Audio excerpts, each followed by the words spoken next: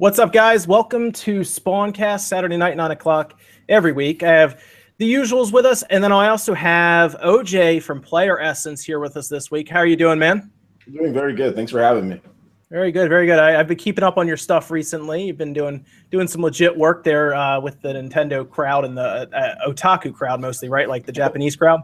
Yeah, definitely. That's what we do. Just talk a lot about Nintendo stuff. We also have a lot of Japanese gaming. Final Fantasy is getting multiplayer, Final Fantasy 15. So that was interesting to go over that. So that was fun. So a lot of Japanese gaming, a lot of Nintendo stuff. So it was fun. It's been very cool, very good. And then Philip is back after his 2-week vacation from the SpawnCast. My long break. Yes, it's good to be back. I'm sorry, honestly. I'm sorry to you, and I'm sorry to the audience here. But yeah, I'm going to try and keep it a little bit more consistent. But yeah, I've been very, very busy with some family stuff, doing a bunch of like videos, review, background YouTube stuff. So it's been a lot of fun. They take time. They take time. Oh, yeah. Yeah, yours have to take a while because like yours are like serious, man. You're like the actual good quality. Like I set up shop and like try to make sure I got the thing focused. You're like doing these crazy transitions and stuff. Oh, well, I mean, you know, it's all kind of relative, I guess. You know, I think that, you know, my videos, they do take me a long time to make, but I don't get to put out as many videos as I'd like to because of that. But that way I'm kind of like very hypercritical of my own work. So it's really hard for me to release something that I'm just like, oh, it's not good enough, you know? Yeah. But like this last video took me like, I don't know, 2.5, 3 days almost. So, oh, wow. Yeah, yeah, that was for the Splatoon 2 headset, right? Yeah, the Splat and Chat headset. This crazy. Yeah, I was going to ask right you. Here. Go ahead. Yeah. Check it out. So yeah, if you guys haven't seen my video on it, here it is right here with the amazing chat mixer dongle. This is the star of the show right here. It's so simple, dude. I don't know what people are complaining about. They made it so easy for us, guys. It's really just that simple, especially if you have an iPhone 7. Because you know it's extra easy that way. Oh gosh, did you see the you got the same grip I did, right, Philip? The Clip Grip Power, right, from Nyko? Yes, you got that same one, didn't you? Yes, yeah, I saw your autopsy video on it. It was awesome. Yeah, they sent it to I don't know what happened. They like sent me a message like 2 weeks ago, and they're like, "We're sending this out to you," and then it never showed up.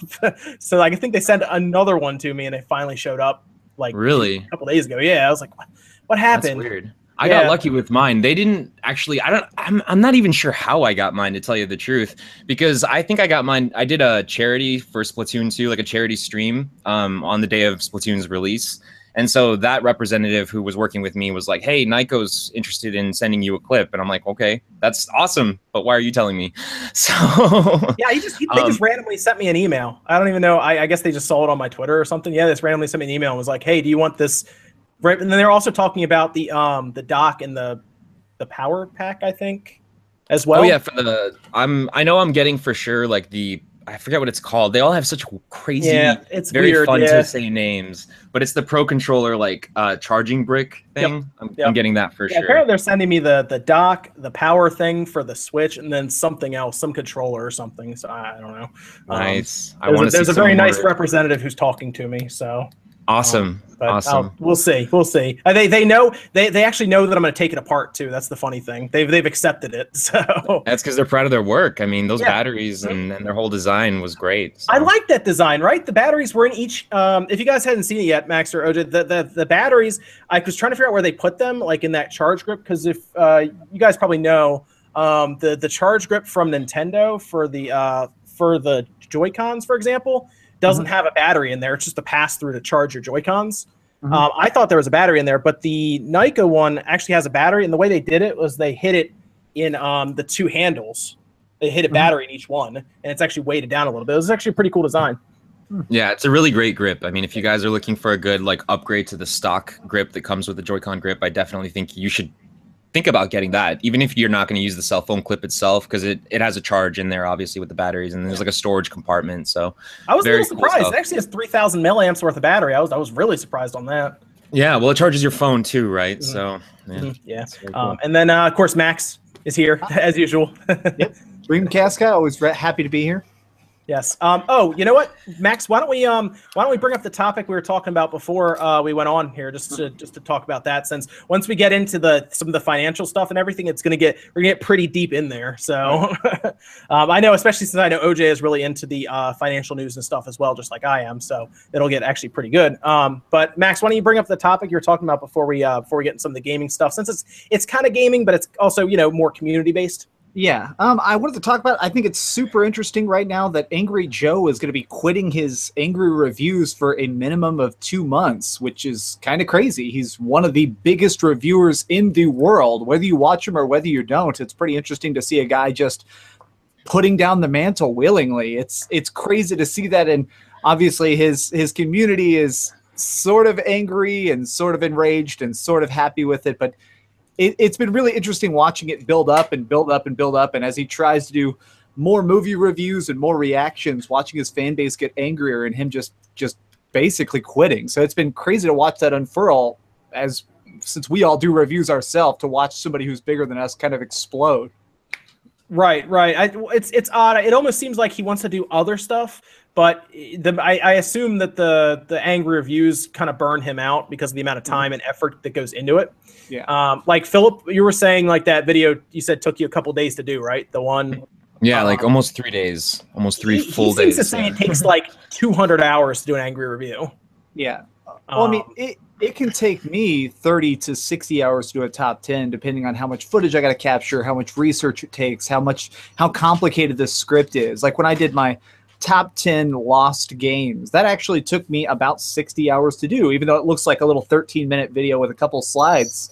It's very difficult to find this footage and do the research and manage to find these lost excerpts about a script. So I can understand like a big angry review that has costumes and scripting and green screen. I understand that it takes time. I don't know about 200 hours, but it takes time. I'm actually working on a video now that's going to be like probably 8 or 9 minutes, but it's going to take. I've actually been working on it for about 3 weeks now. So yeah. It's actually the little sneak peek for the people actually in here. It's actually the development history of Mother 3. Oh, wow. Nice. Yeah. So I found there's a couple interviews that popped up recently that got me like really wanting to do it. Interviews from Atoy himself and then Miyamoto talking back and forth about it. Different things that happened, which was really cool. They talked about how it was announced in a commercial with Mother 1 and 2 compilation randomly one day. And then they also talked about the differences between going from the Super Famicom to the N64 DD and then to the Game Boy Advance in terms of development, because it went like to all these platforms. So yeah, kind of cool stuff. But like just seeing how long that's going to take is like, man, I don't know, because his angry reviews are like 25 minutes, aren't they? Yeah. Some of them are even longer. Yeah. I wouldn't necessarily, just depending, I wouldn't necessarily 100% like not believe him if he says 200 hours, because if you look at the videos that he does, like sometimes he has to drive places, you know what I'm saying, and shoot the video. Sometimes he can't, like what was it, the Rambo that he did, that Rambo video where he was outside with the other Joe and shooting. So sometimes he has to do green screen work inside of his house, and sometimes he has to drive and do multiple shoots outside and roll around and put on the costumes. And then you have to play the whole game because it shows his live streaming, but you have to completely play through the whole game as well. So however long that takes, and if it has multiplayer, you have to go through like all of that as well and kind of get like let's say like an Injustice or like a Mortal Kombat. You got to play through the single player, you got to play through the multiplayer, you got to find all the little things that he always points out. So I wouldn't necessarily like say that that's maybe it is 200 hours. Yeah. But I mean, to be honest, like he can do that though. You know what I'm saying? Because he has millions of subscribers. He's already made however much money off of it. He can upload movie reviews and get like 77,000 views on those, or 100,000. 150,000 even. Yeah, like he can do. People can be pissed off all day long. That's not going to change him. He can still make money off of it. Dude, the Spider-Man video he did where it looked like he came home, sat down in front of his webcam, and just talked for like 15 minutes. Over 500,000 views on that one. Exactly. Yeah. So he can just do that and be fine for 2 months, and still he won't make as much as he makes like doing it normally, but he'll be fine. So that's why when people are making a big deal about it, I'm like, yo, he's just taking a break, man, because he's just tired of like all this. He's just taking a little break. He'll be back with his Angry Joe reviews because he generally likes to do those. From what I let me ask you a question. Do you think it was an issue that he turned off his comments and ratings and everything? That's what a lot of people were really mad about. He just did that to mess with people, in my opinion. He just did it because like he was just pissed off. That's what I think. Well, I do think that I think he was just mad. I think he was just super mad. I don't understand. People are like freaking out on him for that specifically. You're censoring us. And it's like, man, that dude was getting every single comment. The top comment on every video was, you fat fuck, you suck. You know, so it's like, I can understand. I mean, I would never turn off my comment section. Obviously, my comment sections are usually pretty positive, but occasionally I'll find an older video that says, why do you talk so slow, you freaking cringe lord? And it's like, well, okay, that's the top comment then. But man, that dude, the fact that he disabled comments and ratings does seems crazy, but if that's what he wants to do. Sure. Yeah. I mean, go ahead, Philip. Go ahead. Yeah, I think he's just at that level now where he can sort of just do whatever he wants and he's going to be okay. You know, it's like what OJ said. He's just taking a break. You know, if he said I'm quitting and I'm done, then I guess people could, you know, start uprising and stuff like that. But I think that he's just tired of the grind. And we're all like, you know, everyone on YouTube, whether you're big or small, it's a grind. Yeah, you know? hell yeah. So like, and, you know, it's like what you were saying earlier, Max.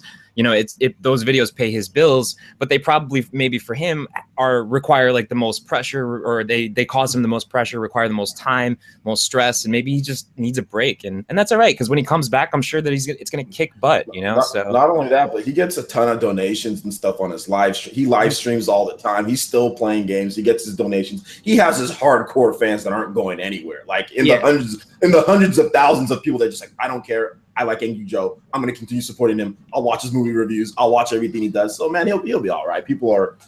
Some people are overreacting. Like I've been seeing some of the reaction videos from people. I'm like, oh my God, chill out, guys. Like I think people are probably overreacting on purpose, though. Like we've talked about before, just because they want to turn into something massive. When a guy just wants to maybe pivot a little bit, maybe for a month or two, talk about movies. Then, like he said, in September he'll be back at the movie review, at the game reviews. So, people are just being people. Yeah, he'll be fine. I've been subscribed to Angry Joe's for a very long time. I think I subscribed to him before he had 1 million subscribers. You know, I was well before that. So I've been watching him, like, back when he was with, what he did, he tried to go to the Game Awards with Jeff Keighley, and Jeff Keighley kind of destroyed him at the game, getting destroyed by Jeff Keighley, I know. But that's kind of what happened to him, So I've been watching him for a long time. Whether he does things right, he does things wrong, it doesn't matter. Everyone makes mistakes. So for me, I want to see his angry reviews, right? But if he wants to take a little break, if he wants to chill, he wants to do movie stuff, I don't watch any of that stuff. But it's okay. Just when he comes back, he'll come back. If he doesn't want to do it for a while, then that's fine. It's free entertainment for us in the end, right? So it's free. He's gonna run out of money eventually, right? I don't know, man. If these movies could come out, I mean, how many views do you think he'll get on his Justice League? Yeah, but what's also weird is that Angry Joe's in a weird situation of pressure because he also has several employees. If you guys ever actually watch his content, he pays other Joe's bills. He pays an editor who you never really see in his videos, but he has a guy who does extra special effects and graphics for him that's a full-time employee, and he also pays Delrith through a lot of streaming so that there's stuff every night, even when he's working. So it's just, I think that's also kind of weighing on him occasionally of being like, if this video doesn't go viral, I'm literally going to have to pay these people out of my food money. Like I think he may have taken on too much and just expected things to get bigger too fast. I don't know. I just think it may be. There's probably a lot more going on, a little bit more like with his own personal stuff behind the scenes, probably like with this, because he does pay all of those guys in order to do that. So, but they seem to be behind him though. As far as like the videos that I've seen with him and other Joe, he seems like everything will be fine. So I think he'll be okay. Oh yeah, no, he'll be fine. He'll be back. Like I said, he just wants to take a bit of a break. I don't think that's an issue. Take a break, man. And he could come back bigger and better. I mean, let's not forget the fact that there was a time when JonTron took almost like an entire year off from making videos. And when he came back, all of a sudden he had this giant set and extra producers, and the whole show changed for the dramatic better increase. So it could just be that he goes away for a couple months and he comes back, and all of a sudden his studio, he figures out how to actually green screen. He could be in like some sort of creative lull, maybe he's tired of doing the same thing over and over again. And Max, you're absolutely right. Like, when he comes back, it's going to be this new thing, maybe like a revision of the whole review formula that he has. So we'll see. So let's talk about some gaming stuff now. That's why we're here. That's why we're here, right? We're here for that. Amen. First of all, I should probably ask you guys if you guys played anything good this week before we get into some of the news and discussion stuff. Yeah, I played a lot of, and I guess my video is getting a lot of views because it's kind of controversial in a way. I've been playing this what do they call it? The Sega Genesis flashback. Flashback, right? Yeah, and I love this thing. Well, I don't love it, but I think it's great. Every major website says that this is trash. I think GameStop's official article is, "Do not buy this machine." Dude, I saw an article. I think it was Destructoid. Who wrote it? And the first thing they say is, "I don't have it and I've never played it, but it's terrible." It's so this is what I'll say is, if you are a hardcore Sega collector who actually has hundreds of the cartridges, this machine is great. The emulation itself is good, but I feel like this is for people who actually have cartridge games, because the selection on here isn't great. But I feel like a lot of the people who reviewed this at major websites are guys in a cubicle, and they were handed this, and they're like, "What am I doing?"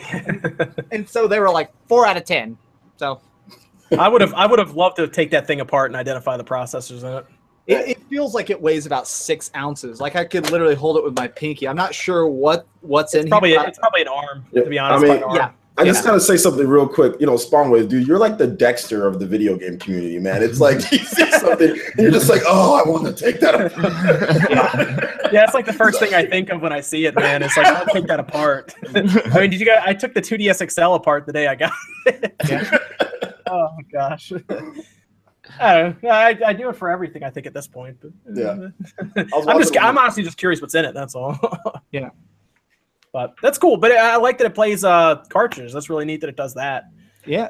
And the upscaling is clean. The upscaling is clean, and the controller itself has this rewind button, so you can skip forward, skip backwards in time seconds. So I was playing a lot of my hardest games. I was playing stuff like freaking Vector Man and stuff, and just kicking butt. And if I missed a dodge, I could just skip backwards 6 seconds. So I think it's an interesting machine, but man, it is getting destroyed by everybody but me. So my video is getting a lot of views, and people in the comments section are like, "Why are you the only person who doesn't think this should be melted in a parking lot?" Yeah, I'm gonna have to do like a whole setup for the Xbox One X now, where I like saran wrap it to my table. I know. I was like thinking about that. I was like, that would be awesome if you did do that, like, or at least like green screen it. I think that'd be really cool. I'll saran wrap it, man. I don't care. Get like an apron. Yeah, dude. Thing, you know, some gloves. Get all the tools. Mask. Oh, that'd be great. What about you, OJ? What have you been playing this week, man? Nothing big. Just a little game called Splatoon 2. I don't know how it did. I don't think it did that well. But yeah, I've been playing a little bit of a game called Splatoon 2. Yeah. And it's great. I absolutely love it. There's a lot of cool things about it. Still playing through the single player. Obviously Splatoon 2. Everyone's playing the game. It's a lot of fun.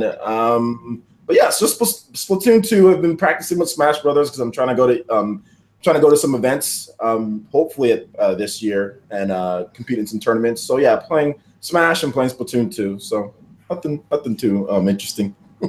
Okay, yeah, I mean Splatoon 2 is fun. I assume is that what you've been playing, Philip? It's fun. A ton of Splatoon 2 when I have time. I played a little bit of Undercooked or Overcooked. Oh yeah, Overcooked. That too. That's fun. I'm Undercooked. Get me Undercooked. That's right the now. prequel. Yeah, that's the prequel. I saw your gameplay on it, and I was like, "Oh, this looks like way too much fun." So yeah, it's because I was losing my mind, dude. Yeah, it looks insane. Yeah, I played it by myself too. I'm like, "There's no way. I need a friend. Someone get me a friend." That game desperately needs online play, right? Yeah, totally. It'd be great. That's why I've probably put 60 hours into Overcooked on PS4 when it first came out, because they came out with a bunch of free DLC, like the seasons. It was like they made extra maps, and you could like cook with a flamethrower and stuff. And so the day it came out, I ended up buying it, and my military friends came over, and we just played it for like 15 hours straight, screaming orders at each other. "You're burning my fish." It was like, man, that game is so good. It's great. I just, like I said, I just want that online multiplayer. I think that would help it a lot. It works really well on the Switch because it does have single Joy-Con play, so you can just set it up and do that. Yeah. It's really neat. It works, and the Switch version apparently is a special edition, so I guess it comes with the DLC also, which is good. Yeah, there's like some DLC in there too. It'd be cool though if the online had some voice chat, because can't imagine how frustrating that would be. I just screamed at my TV. I was screaming at my TV when it was just me. Well, yelling at your hands. You have to talk. Well, and there's so many times where you have to be like, clean the dishes, like, because there's so many things going on in the kitchen. Of okay, I'll be chopper, like someone calling out orders. So I can't imagine playing that without voice chat. It was me like down here playing it, and like I wasn't even streaming or doing anything, and I'm just like, why is there a crosswalk in my kitchen? Yes. Why? Like just screaming and people going back and forth in my kitchen. In the later maps, one of my favorite later maps is one where you're on a pirate ship and the ship actually keeps tilting back and forth every time it does. So cool. Everything or did you go to the one where it's like there's a ghost kitchen and you can only see like parts of the map at once? You're like in a haunted forest. I didn't do that one yet. That sounds awesome. Yeah, it gets so crazy. Or you're on an iceberg and the iceberg is like partially melting and penguins are like, hey, let me just fuck with all the shit you're cooking. Man, it's overcooked though, man. It's good. Anything else, Philip? Yeah, and then a little bit of Fate Extella, which I downloaded that from the Japanese eShop a week or two ago, couple days before it came out in America or North America. Who makes that game? I have no clue actually. I'm not sure. Oh no, it's been. Is it my email? I have to look. It's in my email. You said who makes it? It's Xseed and or like Marvelous that you get. So yeah. I haven't played. I have a code for it that they sent over. I haven't played it. I really need to. For which one? I missed it. Which game? Fate Extella. Am I thinking right? Fate Extella? Oh yeah. Fate Extella. I got barraged with codes this past week, just randomly. But go on, Philip. I'll get to that when I get there. No, yeah, it's cool. It's a nice game, but it's kind of hard because I played that after I played Fire Emblem Warriors, and Fire Emblem Warriors just feels like what Fate Extella wanted to be so badly. At least like, with controls wise and stuff like that. Not to say that Fate Extella is like a bad game. It's just hard to go from something like Fire Emblem that feels like so produced and like really well made and polished, even though it's not even done yet, to something like Fate Extella, which kind of feels like it's still a little bit in beta form, in my opinion. Oh, yeah. Okay. That's a full $60 game, right? I think so. Yeah. I paid like $90 for it because of the yen. Yeah, I wanted to do a whole video on it, and then I just got bombarded with all these accessories, and I'm like, people like my accessory reviews, so I'm just gonna do accessories. Yeah, I can't remember when I got that Extella code. See, my problem was I got hit with so I guess this week I've been playing Infinite Golf, Overcooked, Namco Museum, Ultra Hyperball. I don't even know. I played a little bit of Ultra Hyperball. I have no idea what's going on in this game, by the way. Oh, is that the one with like it's like a ping pong game, but you use your finger to like flick it? As far as I can tell, I'm a football player who doesn't wear pads but wears a helmet, and then I kind of hacky sack the thing up like a ball up and down, and I try to get it at a certain height. Interesting. Yes, I don't really know what's going on in the game. I will say that. I did a quick Let's Play of Namco Museum earlier today that I have to post at some point. And then Infinite Golf is interesting, but the problem with Infinite Golf is, I don't know if you guys noticed with the Joy-Cons, it's definitely for a pro controller, because you know how the travel distance on the Joy-Con isn't, it's weird, right? You don't get a full travel distance when you move the Joy-Con's joystick around, Yeah. Mm-hmm. You know what I'm saying? Well, Infinite Golf relies on the right stick to basically press down and then push up to swing your putter. Which I don't like. I've never liked that in anything. It was like that, I think, on the Vita for Hot Shots, and I changed immediately to button presses, where you press A and then you press A again when it's a certain meter. They don't have that, as far as I can tell, in Infinite Mini Golf, and that's what I'd rather do, because it's very weird. It's a fun game, but it's very hard to control. And then I was playing Overcooked, and I think that's it. And then Splatoon 2 now and then, but there's so many things have been happening, and all those accessories. Oh my gosh. Same over here, Philip. Yeah. But I will say I would have liked to have been sent that Sega console. That would have been cool. Yeah, I've been putting a lot of time into it. It's not a lot of video reviews of it yet, so I'm very happy to be out there early.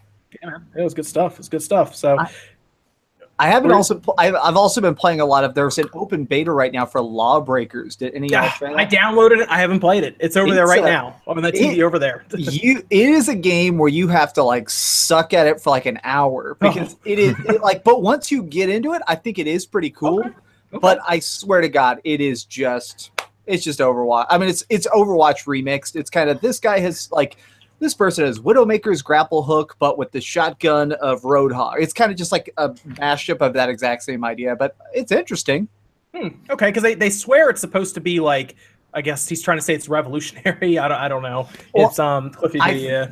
I feel bad for him because this is probably one of those things where it's like you started with an idea before somebody, but they finished it first. So even though your idea was the original one, now you look like the copycat because it feels so much like Overwatch. And I feel like they're probably going to get asked that a lot in interviews. Apparently you don't put money in or anything. What were we saying, Philip? How long have they been working on Lawbreakers? Because I remember like hearing about that for at least a few years now, right? Yes, I want to say that it's been in the works for, I want to say 5 years. It's been in the works since Cliff Bleszinski left Epic Games, and originally it was going to be a free-to-play game, and they were working on it as a free-to-play model for a long time, and then about early last year is when they apparently some big investor came in and was like, look, we'll pay your bills, but just cut out all the free-to-play. Nobody likes free-to-play. That doesn't work well with shooters. Just make it like good. And so they just are worried about making it good. It's going to be a normal $30 game, $30 at launch. But it's a hero shooter. Yeah, it's a $30 hero shooter coming out August 8th, and I'm interested in it. I've been emailing them about it because I'm trying to get an early copy, and I have no idea how popular it's going to be or if it's going to catch on. But if it ends up getting a good community, I think it will. Is this the Lawbreakers talking about? Yeah, Lawbreakers. So bad numbers in their closed beta on Steam, though. I will say that. Bad numbers. I think it was like their closed beta on Steam were really bad numbers. I think it was less than 5,000 at peak hours. That's the best they ever recorded. Christ. Yes, on Steam when it was a closed beta and you could email them and get a code. I think they sent out I think they said they sent out like 80,000 codes or something, 100,000 codes, and just no one was interested in playing for more than an hour. I got a code and I didn't even redeem it. So holy shit, I mean, people have to realize like 5,000 in the grand scheme of things, especially for a free online game, is zero. That might as well be zero. Jesus. Yep. So, I mean, I'll check it out because it looks cool. I have the beta loaded. It's downloaded and ready to play. I just haven't had a chance to. What was that game that came out with Overwatch that just died? Like Battleborn. I'm really afraid that it's another Battleborn, and I don't think it deserves to be at all. Yeah, I reviewed Battleborn and hated it. Like I made a point to, I was like, all right, everyone's focusing on Overwatch. I'm going to try and review this and give it like the honest attention it deserves, and I hated it. And I feel like the problem was marketing there. Is Battleborn was trying to be like, we're the cool kid Overwatch. We're the Sonic Adventure of hero shooters. And everybody was like, okay, well, Overwatch is great. We'll just compare you to that. And they're like, actually, no, don't do that. And so it got a bunch of 6s. Yeah. So let's talk about some financial stuff that's come out. Now, Nintendo, actually, I should ask you, Philip, did you get a chance to look at some of the financial stuff that Nintendo put out? No, honestly, I have not. Yeah, I'll tell you the numbers. It's not a big deal. Perfect. Pretty straightforward. So this goes to the end of June. This would be end of June 30th would be the end of their fiscal quarter. And up until that point, they've sold 4.7 million Switch units worldwide. And that's software at 13.6 million. And then from there, massive attach rates for their games. Zelda at 3.92 million pieces sold. Mario Kart 8 Deluxe, 3.54 million. 1-2 Switch, strangely, at 1.22 million. I can't even believe that it's that high, to be honest. And then ARMS, the big one, because it was only on the market for 2 weeks. Remember, that came out mid-June, and this report ended at the end of June. 1.18 million, which I think is surprising for a brand new IP that is it's on a small user base. The Switch is still pretty small in terms of obvious grand scheme of things. The Xbox One, PS4, way more units out there. And then you see a game like ARMS get that many units sold through, or at least shipped, if that's what they're reporting. I think a big accomplishment. Mm-hmm. Let me ask you, OJ, because I know you reported on this the same day I was talking about it as well. What do you think about those numbers that Nintendo put up there? Well, pretty good for ARMS. I was surprised, just like you. When it came to ARMS. That's pretty good, especially for a fighting game, a new IP. Fighting games don't sell like that anymore, right? We're not including Smash Brothers fighting games in there. We're not including that. We're just including like the prototypical fighting games. As my daughter walks across the ground, trying to stay out of the camera. We're just talking about the prototypical fighting games, and it's already on track to kind of outsell Street Fighter V. We were gonna get to that in a minute. It's pretty bad. Yeah. So which is just interesting. And then on top of that, like you have like Street Fighter, what was it? I guess we're going to talk about Ultra Street Fighter 2 as well. Oh yeah. But it's cool to see that the fighting games that are on the Switch that are doing good, and I think that there's definitely a community that likes the fact, and I think it's because it's like portable, right? You can take it where you want and play. But I think that's probably one of the biggest things. I'm not sure if ARMS would have done as well as just on a stationary console. Whereas here, like, you can go and play people like anywhere you want. There's been actually a couple times at Best Buy where I've played someone. I've gotten a couple matches in with ARMS already. So it's interesting and a little bit surprising that it sold that well that fast. So yeah, I was surprised like you were. Yeah, 2 weeks, big sales there for 2 weeks. I mean, who knows what it's at right now? Could be past Street Fighter, all we know right now. So, what about you, Max? I know you asked me about those numbers earlier. What are you thinking? I'm surprised about ARMS, but more than anything, I'm just so my brain is melted about the attach rate. I mean, at this point, it seems like every single Switch owner has bought like 8 games. If you look at the overall attach rate, every single person, like, you got to think it's like 90%, maybe even higher than 90% of the total user base of the Switch has bought Zelda and Mario Kart. It's just like, man, they're just crazy murdering. I mean, those attach rates are just astronomical. Even a quarter of the user base has bought 1-2 Switch. Think about that one too. I mean, man, I have no idea. I mean, because that's such a bad game. I've actually, like, they tried to sell that as a party game. I bought that, went to a party, and I could not get drunk people to even pick it up. They were just like, nah, it's cool, I'll just lay on the floor. I think with 1-2 Switch though, it's like I think that was a game a lot of people bought like day one and then quickly realized that no. Like, I regret this. So dude, that would have been an awesome pack-in game. Oh my gosh, that would have been I know, great. they're crazy for not doing it. I mean, at the time, it maybe made sense. Like, they wanted to sort of like sway the Switch away from the idea of motion controls, make it seem like a different system than the Wii. Whereas the 1-2 Switch is so motion control focused, and I think that's why Nintendo didn't pack it in, because it's so like it's all motion controls. Apparently, they didn't have to, because they made over $50 million from it. Apparently it was the right decision. Yeah, they didn't have to pack it in. It would have actually been horrible. The reason why I say they shouldn't have packed it in, because if they do pack it in, people are going to complain that you make us buy, like, to the overall price of the system, you made us buy this crappy game.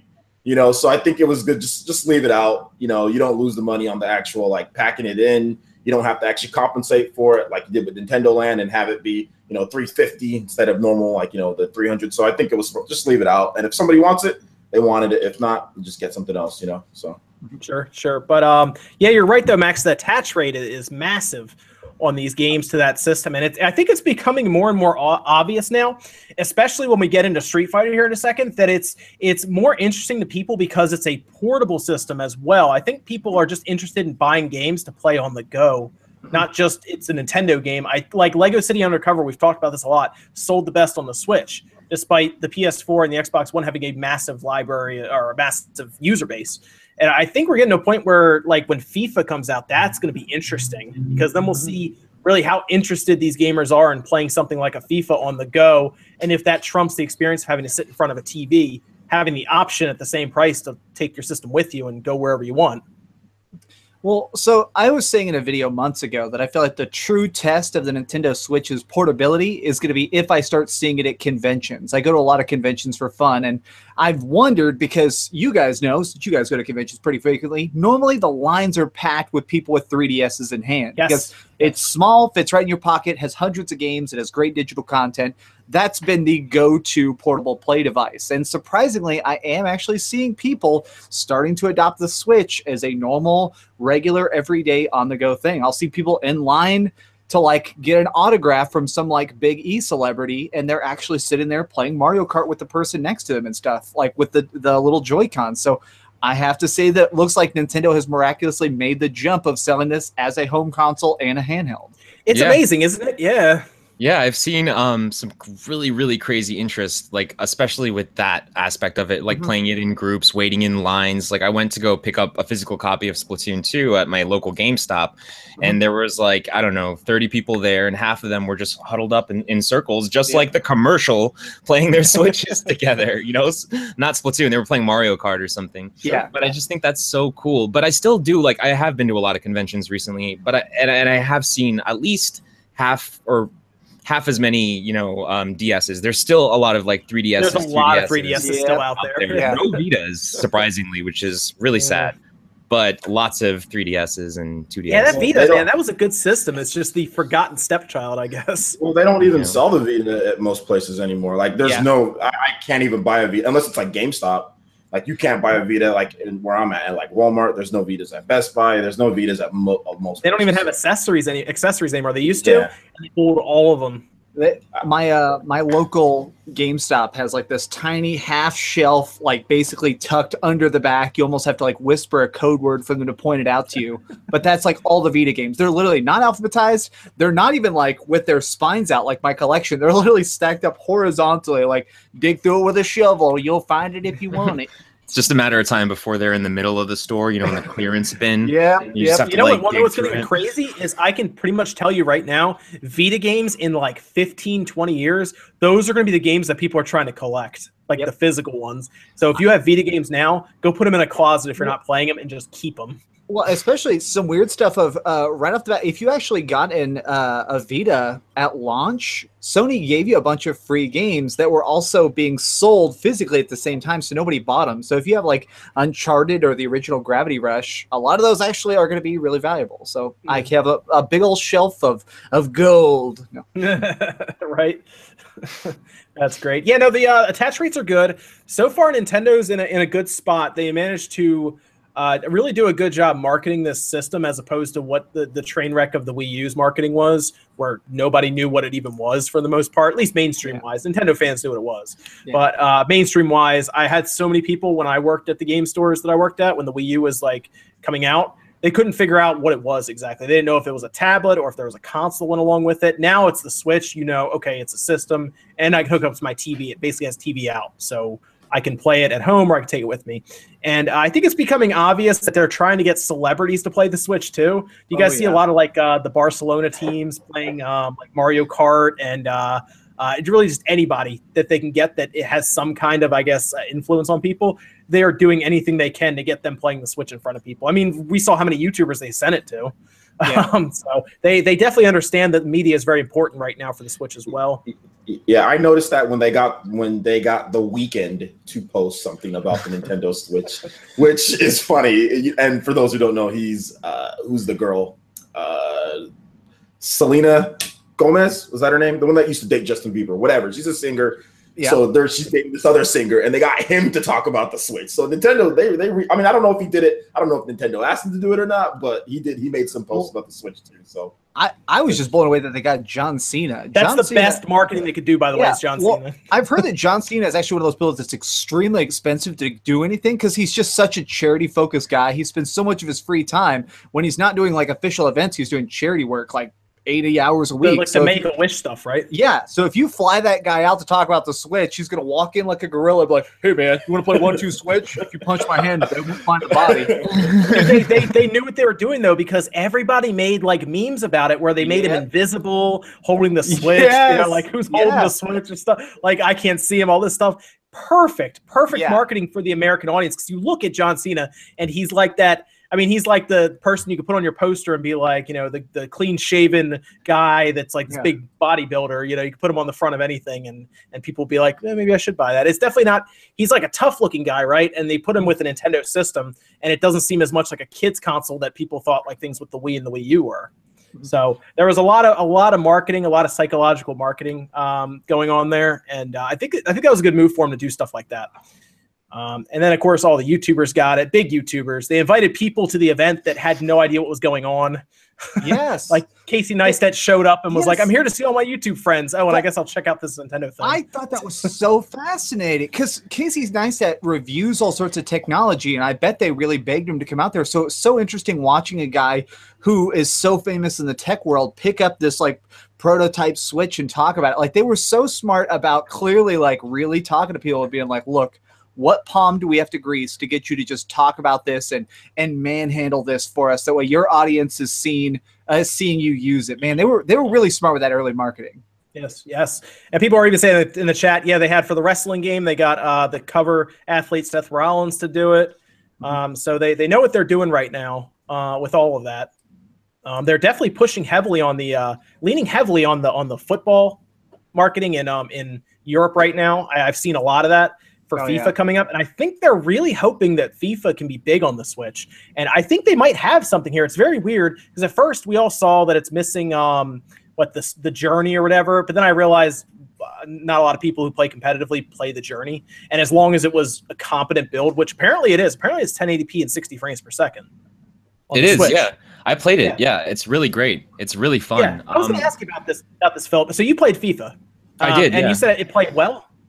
I thought so, yeah. From what I played with it, I played one match. I think it was almost 10 minutes. I lost really quickly. I was playing against some like really avid FIFA player. I was playing against the wrong guy. But he seemed to really like it too. He was impressed. So like, did you get footage of that too? I started to, and then they started yelling at me, like, "Oh, really? Yeah, like, no, too close, back up." And I'm like, "I can't. It's on. The camera's on me." And he's like, "Oh, turn it off." So, jeez, wow, man. Did they let you? I saw you got footage of Fire. You got direct capture of Fire Emblem. And Pokken. You also got Pokken, and then you got that Skyrim build, man. That Skyrim build did well for you too. But the Skyrim build, though, man, that thing looked like it played well. How did it feel when you were playing it? It did. It played amazing, and I'm really disappointed in the quality of the video. I just want to say that right now. I'm really sorry because it was so difficult for me to like position the Switch and the camera and find the right lighting. Yeah. So like it was really like it broke my heart. Like finally, like handheld Skyrim footage, and it looks like this. You know, but yeah. But at least I got it out there. But actually playing the game, like my video visually didn't do it justice. Actually playing the game itself is incredible. Like it's actually Skyrim with almost no, from what I experienced, frame drops, very fast load times. The loading caught me off guard. It took like, what was it, 10 seconds to load? 10 seconds, yeah, like Dude, pretty quickly. That's like something that I would get out of a decently fast mechanical drive on a computer. That's what I was getting. With a solid state, though, it's much faster. But like that's like what I was really excited for. Because back with the 360 and the PS3, dude, those load times were so bad. Yeah. Oh my gosh. I think they really optimized it very well for the Switch, which is why it probably didn't come out for, obviously Breath of the Wild was coming out at launch. They didn't want to bring out two RPG fantasy games at the same time. Yeah. But they took their time with this, and it shows. Like it really shows that it's well optimized. It plays well. Like we don't have to sit there and wait forever for things to happen. You can just jump right in and play. The one thing is, don't go in there expecting to play the whole game with motion controls. Come on. Yeah, the bow is good. The bow is good, but everything else is just kind of like. There's gonna be that crazy. There's gonna be that crazy dude that's like, I'm gonna sit here and play with motion controls. Yeah. He's gonna sit there and struggle like 100-something hours. There's gonna be that dude. But I want to ask a question on Philip. As far as the frame rate goes, is it 30 frames per second or is it 60? Because some people were saying it's 60 based off the trailer that they released. So that you played, what can you tell? I thought it was 30, but can you kind of? It was undocked. It was in handheld mode, so that was in 30 frames per second for sure. Okay. That's what the representative told me. But he couldn't even answer because I asked him. So on the TV mode or on TV, it's going to be 60 frames, and he's like, "That I don't know. I don't know." So. Here's the issue with Skyrim, though. I don't know if you guys know this. When you get above 60 frames, even if you accidentally get above 60 frames, believe it or not, the physics in that game start to break. Oh yeah, I've heard that. It's the weirdest thing. I've actually done this on my computer at one point just to try it. It goes nuts. It freaks out when the frame rate gets super high. Like I think I got it to 100 frames, and just the weirdest stuff started happening in front of me. I've seen a video of a guy bumping like a pot or a dish off a table at 100 frames a second, and it starts bouncing where it's like it's trying to process the fall at 60 frames, so it assumes it's slamming into the ground. It's like, what happened? I personally don't care. I mean, I played it at 30 frames, and I thought it was amazing on the Xbox 360. The 360 was like 18 frames, man. Yeah. The PS3 was like 6 frames. My biggest problem with the load times was because it would take so long to load the music. I played the 360 version, and I remember like a dragon would show up, and sometimes I'd hear my disc drive like, and then like, it was like, I should ask you that, Philip. You didn't run into a scene with a dragon in there, did you, when you did the demo? No. It was basically, I almost showed the entire like quest part that I played, just like right after that temple. It's pretty much over. I would have been curious to see how it runs when because when the dragon comes down, that's when it gets the most taxing on whatever system you're playing on. I would have been really curious to see how that ran. But people, I put out on Twitter, I was like, wow, it's really cool to see Skyrim run on the Switch like that well. And people were like, that game's like a generation old. Yeah, but you have to understand, it doesn't run particularly well even on, I mean, the PS4 and the Xbox One is 30 frames per second. So it's not like that's even 60. But the fact that, oh, go ahead, Philip. I did want to say one thing that I did notice, and this might be cause to why the performance is running so well on the Switch, is that it didn't seem like there were too many NPCs around, to tell you the truth. Yeah. Like, I would say there's like half as much people in the towns, you know what I mean? And the enemies were really hard to find. And I know that Skyrim, like, you know, it's pretty big, it's pretty open. You're not going to find an enemy around every corner. But I wasn't even really running into too many animals, you know what I mean? Is it possible that was because the build was like a demo build, kind of? Very possible that it was a demo build, vertical slice type of thing that they, you know, very particularly positioned things around, but who knows? I very strongly think that's what it is. I play a lot of demos when I go to conventions and stuff, especially like if you go to PAX or QuakeCon, and a lot of times they'll be like, okay, look, we put 10 enemies behind this barricade to show you how the defense system works, but if you walk anywhere else, this whole map is literally just flowers blooming. Yeah. So maybe. Yeah, but getting back to my original point, the fact that they're putting Skyrim, which was at one time a game that brought, like we saw, the 360 and the PS3, that were thought to be like you know, very powerful systems when they came out, to like they brought it to like their knees, even video cards. You had to try to pick out a good video card for it, and now it's showing up here on a Tegra that pulls 15 to 20 watts of power, and it runs at 30 frames per second. You really have to sit back and be like, man, technology is insane right now. Like we've come so far in what, the past 5 years now, since the Tegra really started to take off recently. And we've come so far in the 5 years or so. It really is amazing to see.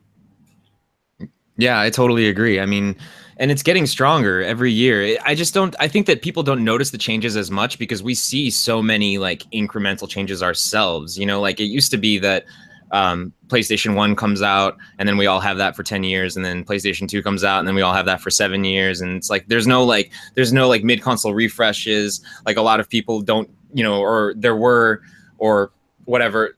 A lot of people don't play on PCs. A lot of people do play on consoles, so they can't tweak their settings. They can't like upgrade halfway through. That's what I'm trying to say. So you know what I mean? Well, there's a really famous picture that's gone around a lot, and I always like it, and it basically shows like PlayStation 1 graphics. Here's a 20 polygon person, and they look like Leon from Resident Evil 1. Exactly. Yeah, and then it says PlayStation 2. Yeah, it says PlayStation 2, and this jumps to 2,000 polygons, and they're a lot more smooth. And it's like PlayStation 3, 10,000 polygons, and then it says PlayStation 4, 50,000 polygons. And you notice, like, well, as things get sharper, the jump is smaller to our eye, even though it is still technologically greater. You run into diminishing returns. And now, like I've said before, this is where developers have to start getting creative again, because going from 2D to 3D was a very big creative jump. And obviously the possibilities are massive when you do that, because now you're in three-dimensional space.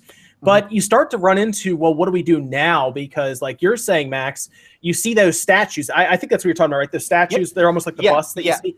Yes, and they're like chiseled out, You get to a point where there's, what do you do? And it's getting to a point now where it's like that. I mean, really, you have to go back and try to figure out how can we get creative.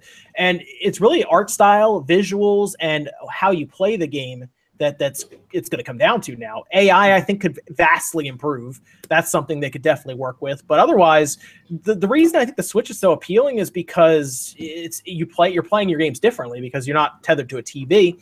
And I don't really know where they go from here. I just don't think developers are that creative anymore. I'd say, I don't want to say anymore, but before it was a lot easier to be creative because it went from Atari to 8-bit to 16-bit to 32-bit to 64, and then we jumped to the Dreamcast. Then we're in 3D, and we can do CGI cutscenes, and all this stuff is happening very rapidly. And now we've kind of plateaued, right? So I don't really know what they do now.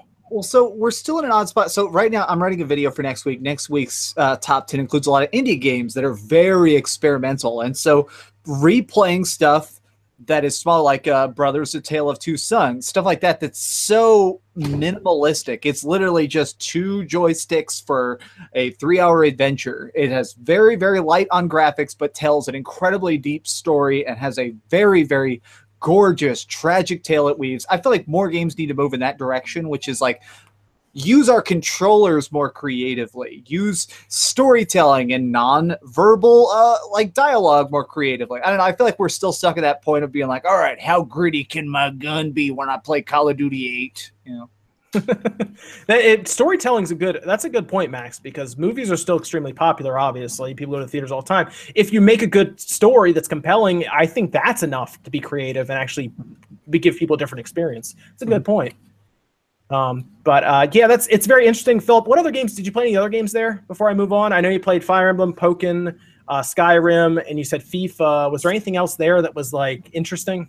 I saw the SNES Classic, which was cool. Did you really let you hold it? Yes, I did. I held it. I didn't play it. I got the chance to hold it. I have some footage of it and stuff. Was there actual circuit boards in it, or was it just a shell? That I don't know. I have no clue. It was just there. I literally could have just picked it up. You guys, like, I'm leaving. Like I'm Philip. God damn it! This is going home with me. Just put it in the jacket. No, but it's cool. It was really cool seeing it in person. Like I'm really happy that it looks exactly how it looks. It looks like a mini SNES with like correctly proportioned SNES controllers, and I mean it's just gorgeous. You know, it really, really is. The lighting was a little weird in the room, so it kind of had that like I don't know what that color is, that like faded tan yellow, like old system color. The smoke, yeah. Yeah, so I don't know if that's how it looks in person, but the lighting made it look like it did look like that. So, but that was really cool. It's very light, so it could have just been a shell, but then again, it's very small to begin with anyway. Very similar size to the actual NES Classic. Okay, yeah. That was going to be my question, yeah. Yeah. I played a little bit of Monster Hunter Stories as well, which was pretty cool. Can I ask a question real quick? Yeah. I know you want to move on to the next topic, but just real quick, can you talk to me about Pokken Tournament? Were you able to play the 3-on-3 mode? Were you able to play that? No. Okay. I wish. They were like, the representative that I was working with just kind of like threw me into a mode, and he's like, let's do this, like let's play. So we just played like the normal, whatever they had at E3. Okay. I didn't get a chance to play it at E3, so it was just take your laptop with you and set it all up next to it and everything. No, do you remember when Spawn Wave and I were at Too Many Games? We were like looking at the stuff. Box? I got a portable capture card, so all I have to do is plug my capture card into like that. How is that? Is it good? Thing. It's fantastic. It's really, really great. Yeah. I have one of those too. I have an HD PVR rocket. It's funny, it has a giant red button on the top, and basically I just press go and the whole thing starts glowing red, like I am live. Yeah. Well, you need to make sure that you know, because the last thing you want at a convention is that you go there and you don't record it and you're like, I've actually known big YouTubers that have said that that's happened to them, where they go to a convention, they go to E3, and like half of their footage they forgot to press and they didn't notice. I was terrified. It was the first time I was using that thing too. Yeah. So is it the 50? Which one did you get? The 1512? Is it like blue? It's called the Live Gamer Portable 2. Live Gamer like Portable. $70. Is that the one you have, Max? No, I have the Hop Hog HD PVR Rocket. You're talking about the Avermedia, Philip. Yeah. This is mine. Avermedia Live Portable 2. You literally just put like whatever drive you want right here. I just have a giant thumbstick and I plug that in the front, and I'm like, and the whole thing starts glowing red when I'm capturing footage. So I take this to conventions if I really need to record something. You said it's good, Philip? I think it's really good. It records just as great quality as like my Elgato HD60 Pro S or whatever it's called. You can live stream with it. You can use it traditionally. It has like its own capture software.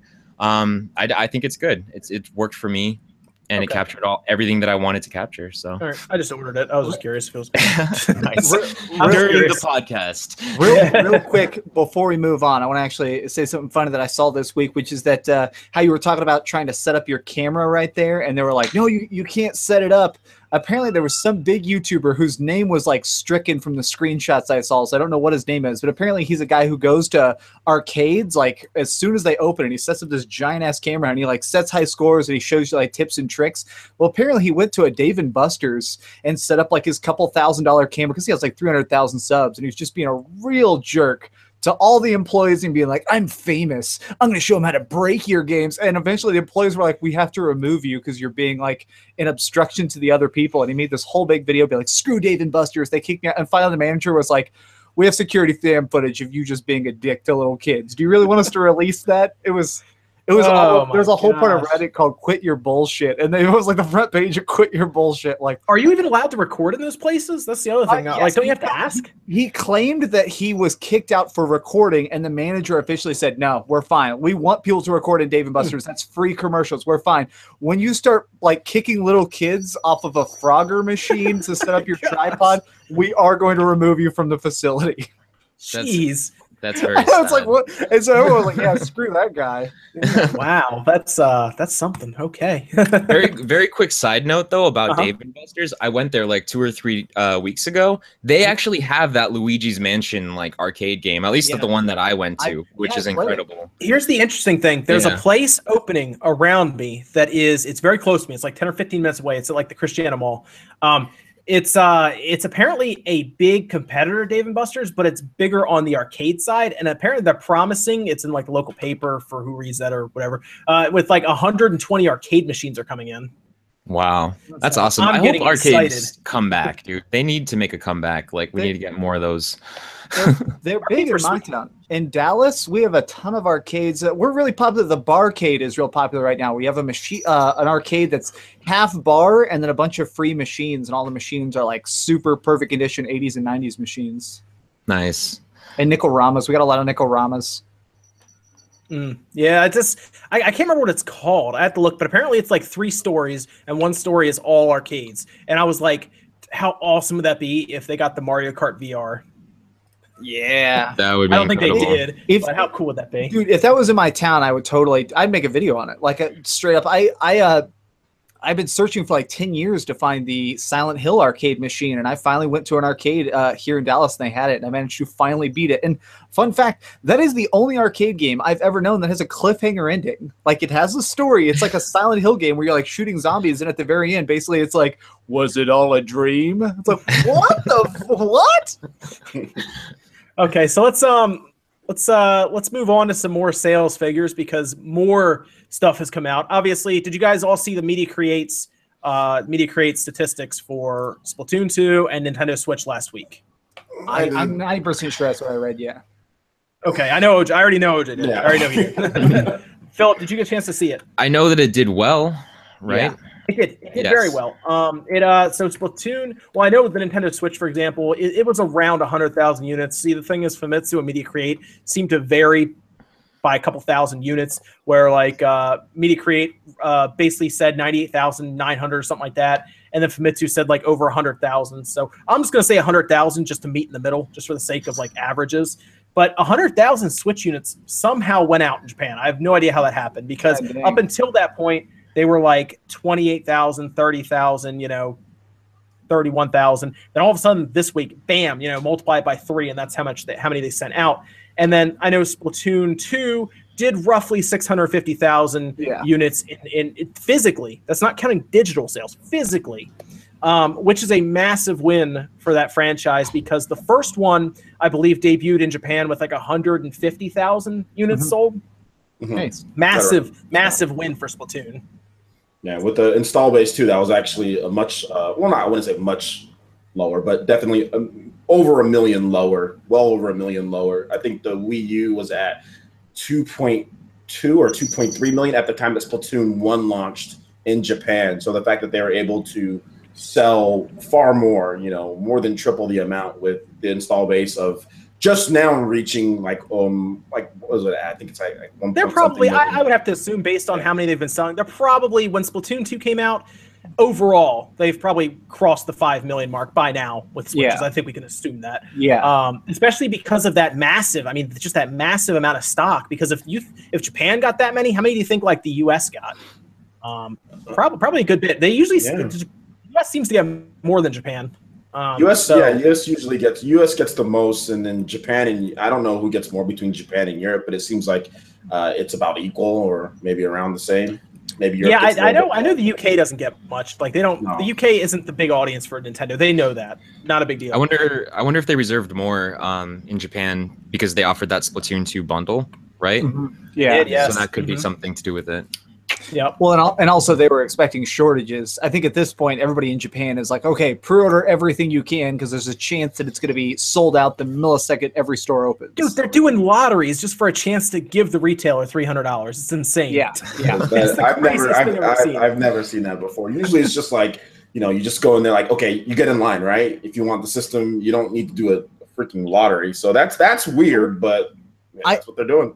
I feel like what a lot of people take for granted when they hear that is they're picturing American stores. That's not how, like, Japanese stores typically have a lot less employees and there's a lot more of them. Like, so when they say that they're doing a lottery, you can picture that there's literally all 1,000 stores are probably all doing lotteries. And like, that's a huge deal. That is like a monumental show of that they have like 50 times the demand for the supply they actually have. That is crazy that they're having to do lotteries. Yeah, I think it's kind of cool though. I mean, I guess I don't know. I'd be scared to be like in front of that crowd if they were like first one of the front switch and just get trampled by people.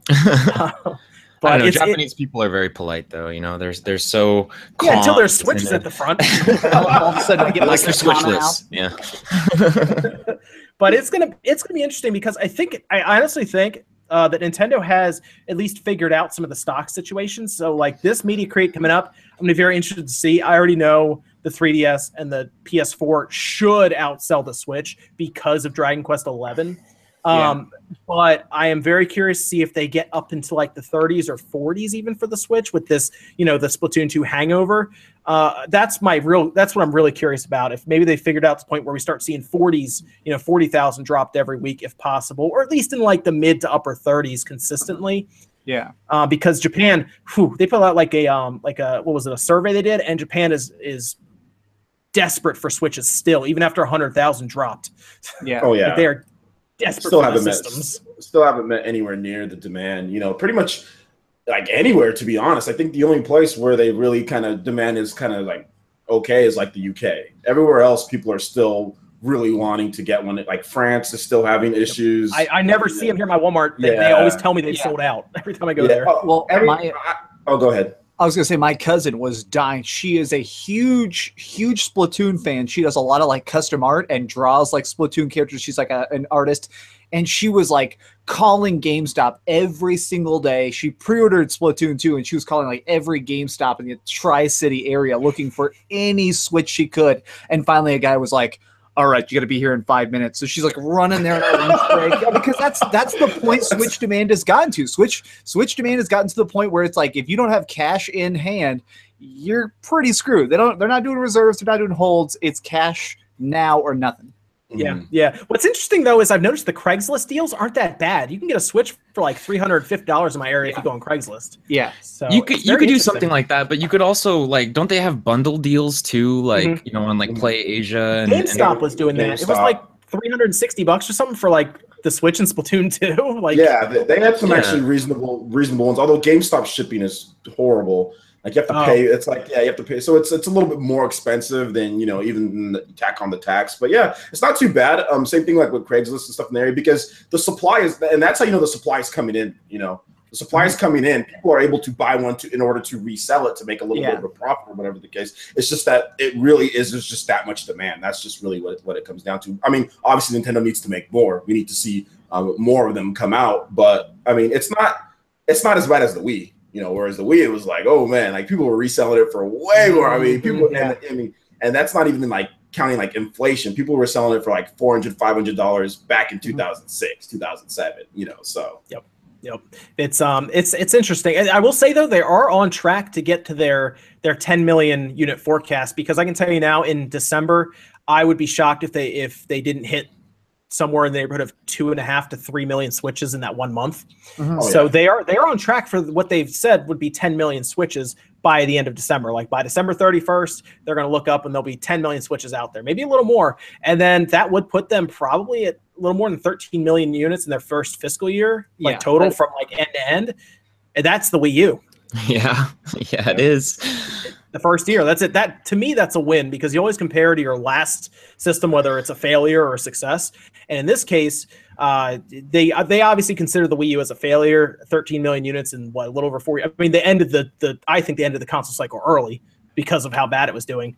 And at this point, 13 million units in the first year would be a massive win for them. I mean, that's it right there. They go to investors and say, look, we eclipsed the entire Wii life in 1 year. I think we have something here. I think that's incredibly telling of like the interest that people still have in Nintendo console and games. You know what I mean? Like, I think that the Switch itself, like the Wii U was a disaster. You know, a lot of people didn't buy it. Almost nobody bought it, obviously. But the fact that the Switch is basically on track to outsell the Wii U within its first, year, like that's incredible. That really, really is. And I'm so excited to see how it's going to do just during the holiday season and how much more the attachment rate with games is going to grow, like around, Christmas time and all that stuff. Because I know that there are a lot of kids out there who have a Switch and they want ARMS and they want Splatoon 2, but they can only get one of those games right now. So they're going to get the other one later when they can. You know what I mean? So like, I think that attachment rate is only going to grow. And I think that Breath of the Wild was a very good sign of like what's to come, I guess, at least for first party Nintendo games. I mean, what did that have? Like 110, 112% attachment rate, something crazy like that. So yeah, the attachment rate's pretty good. It's pretty good. I think Super Mario Odyssey obviously is going to be like the big driver for them in the holiday period. I think that game's going to do very, very. I think that game will probably do better than, honestly, my personal opinion, I think it'll end up doing better than Zelda overall. Oh yeah, I think so, because it'll have more units, so people can buy more. I mean, it's almost Zelda is pretty much almost sold the same amount as the Switch has sold. And what's interesting is Zelda, while it's popular here, it's not the most popular game compared to others in Japan, which is very interesting. Like Splatoon 2 is definitely going to outsell Zelda in Japan. I think it already did, didn't it? It already did. Yeah. Splatoon 2 is the top selling Switch game.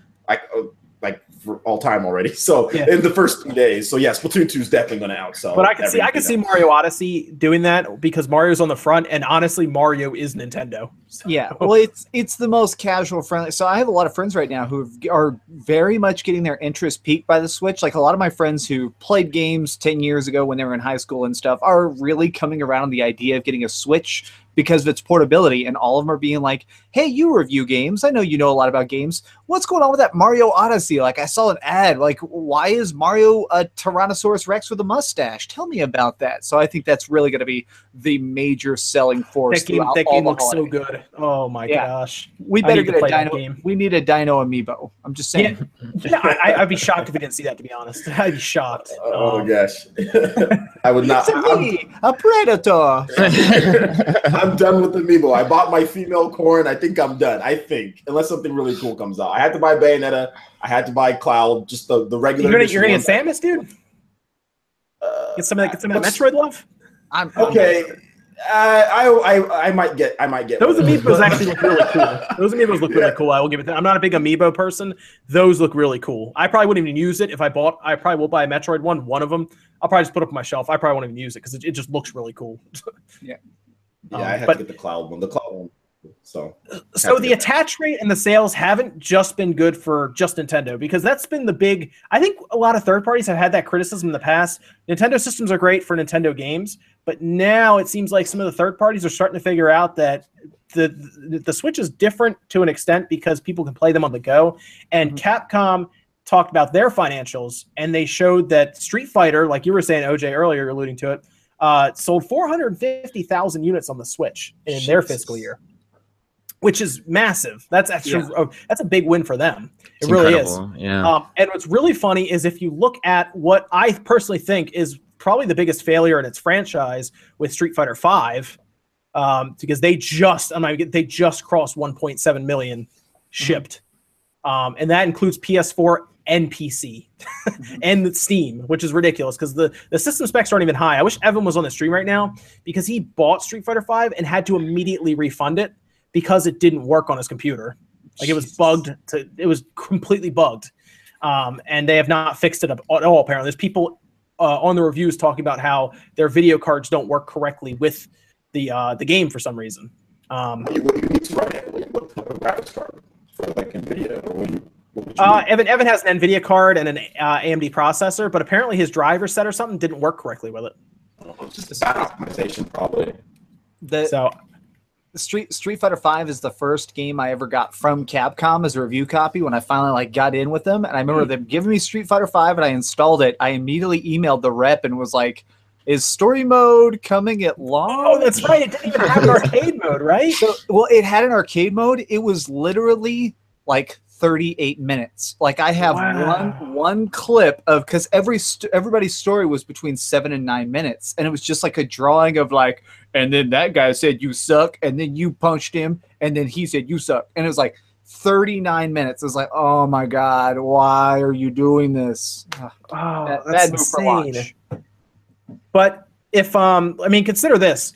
With the differences in sales between the two isn't that drastic, but the player base, or at least the install base they're selling to, is a massive difference, obviously. But there's 60 million PS4s out there. There's I mean, how many, we can't even count how many Steam users right now are out there, and they can't seem to sell more than 1.7 million Street Fighter 5s to them, but they can sell 450,000 copies of Street Fighter, Ultra Street Fighter 2 to what, 4.7 million Switches. That's insane. I mean, think about it. It's Street Fighter 5, right? Like technically the newest, number in the series, versus a game Street Fighter 2 or Ultra 2, which came out what, like 20 plus years ago? 30 years ago?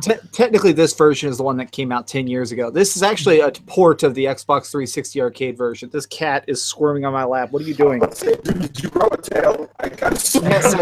My cat, her name is Five. She randomly just wants to cuddle. Please stop. They added some stuff, but you're right. I mean, essentially, that's what it is. I mean, but it's still based on a game from a long time ago, right? Yeah. I mean, it's not like they didn't break the mold with this game. They brought it over, but it shows you that right now, if I was a third party, this is insane, by the way. If I was a third party, I would be developing for the Switch yesterday. Like I would be on this system. We see Kamiko, right? A game like Kamiko sells over 100,000 units on the Switch. It's the $5 game that looks kind of like Zelda, top down, kind of like that pixel look to it, and it sells over 100,000 units. I think like 2 people made it or something like that. And just these games are selling on the Switch. And I do think third parties are working on it. But man, if Capcom is like, we got to make Nintendo games now. That's their big thing. Their big focus right now is Sony because of the install base. That makes sense. If I was a third party, I would say, well, they have 60 million units. We can't ignore them. We need to put stuff on it. But then you start look at this rising system with the Switch where people they want games to the point where they're willing to buy new games because they're new, essentially, right? I mean, we're getting to that point. So it almost feels like Nintendo's system is getting buying power back for third parties, is how it looks to me.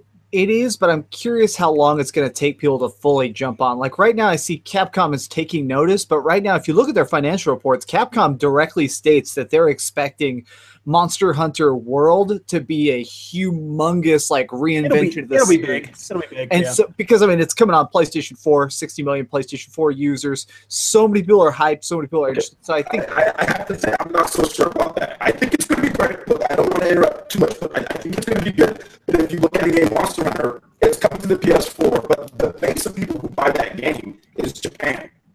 There's just, in my opinion, there's just not enough systems as far as in Japan for the base to be super excited about that. You could say, I guess, the popularity of Monster Hunter and Persona, for example, like Persona 5, which was super high.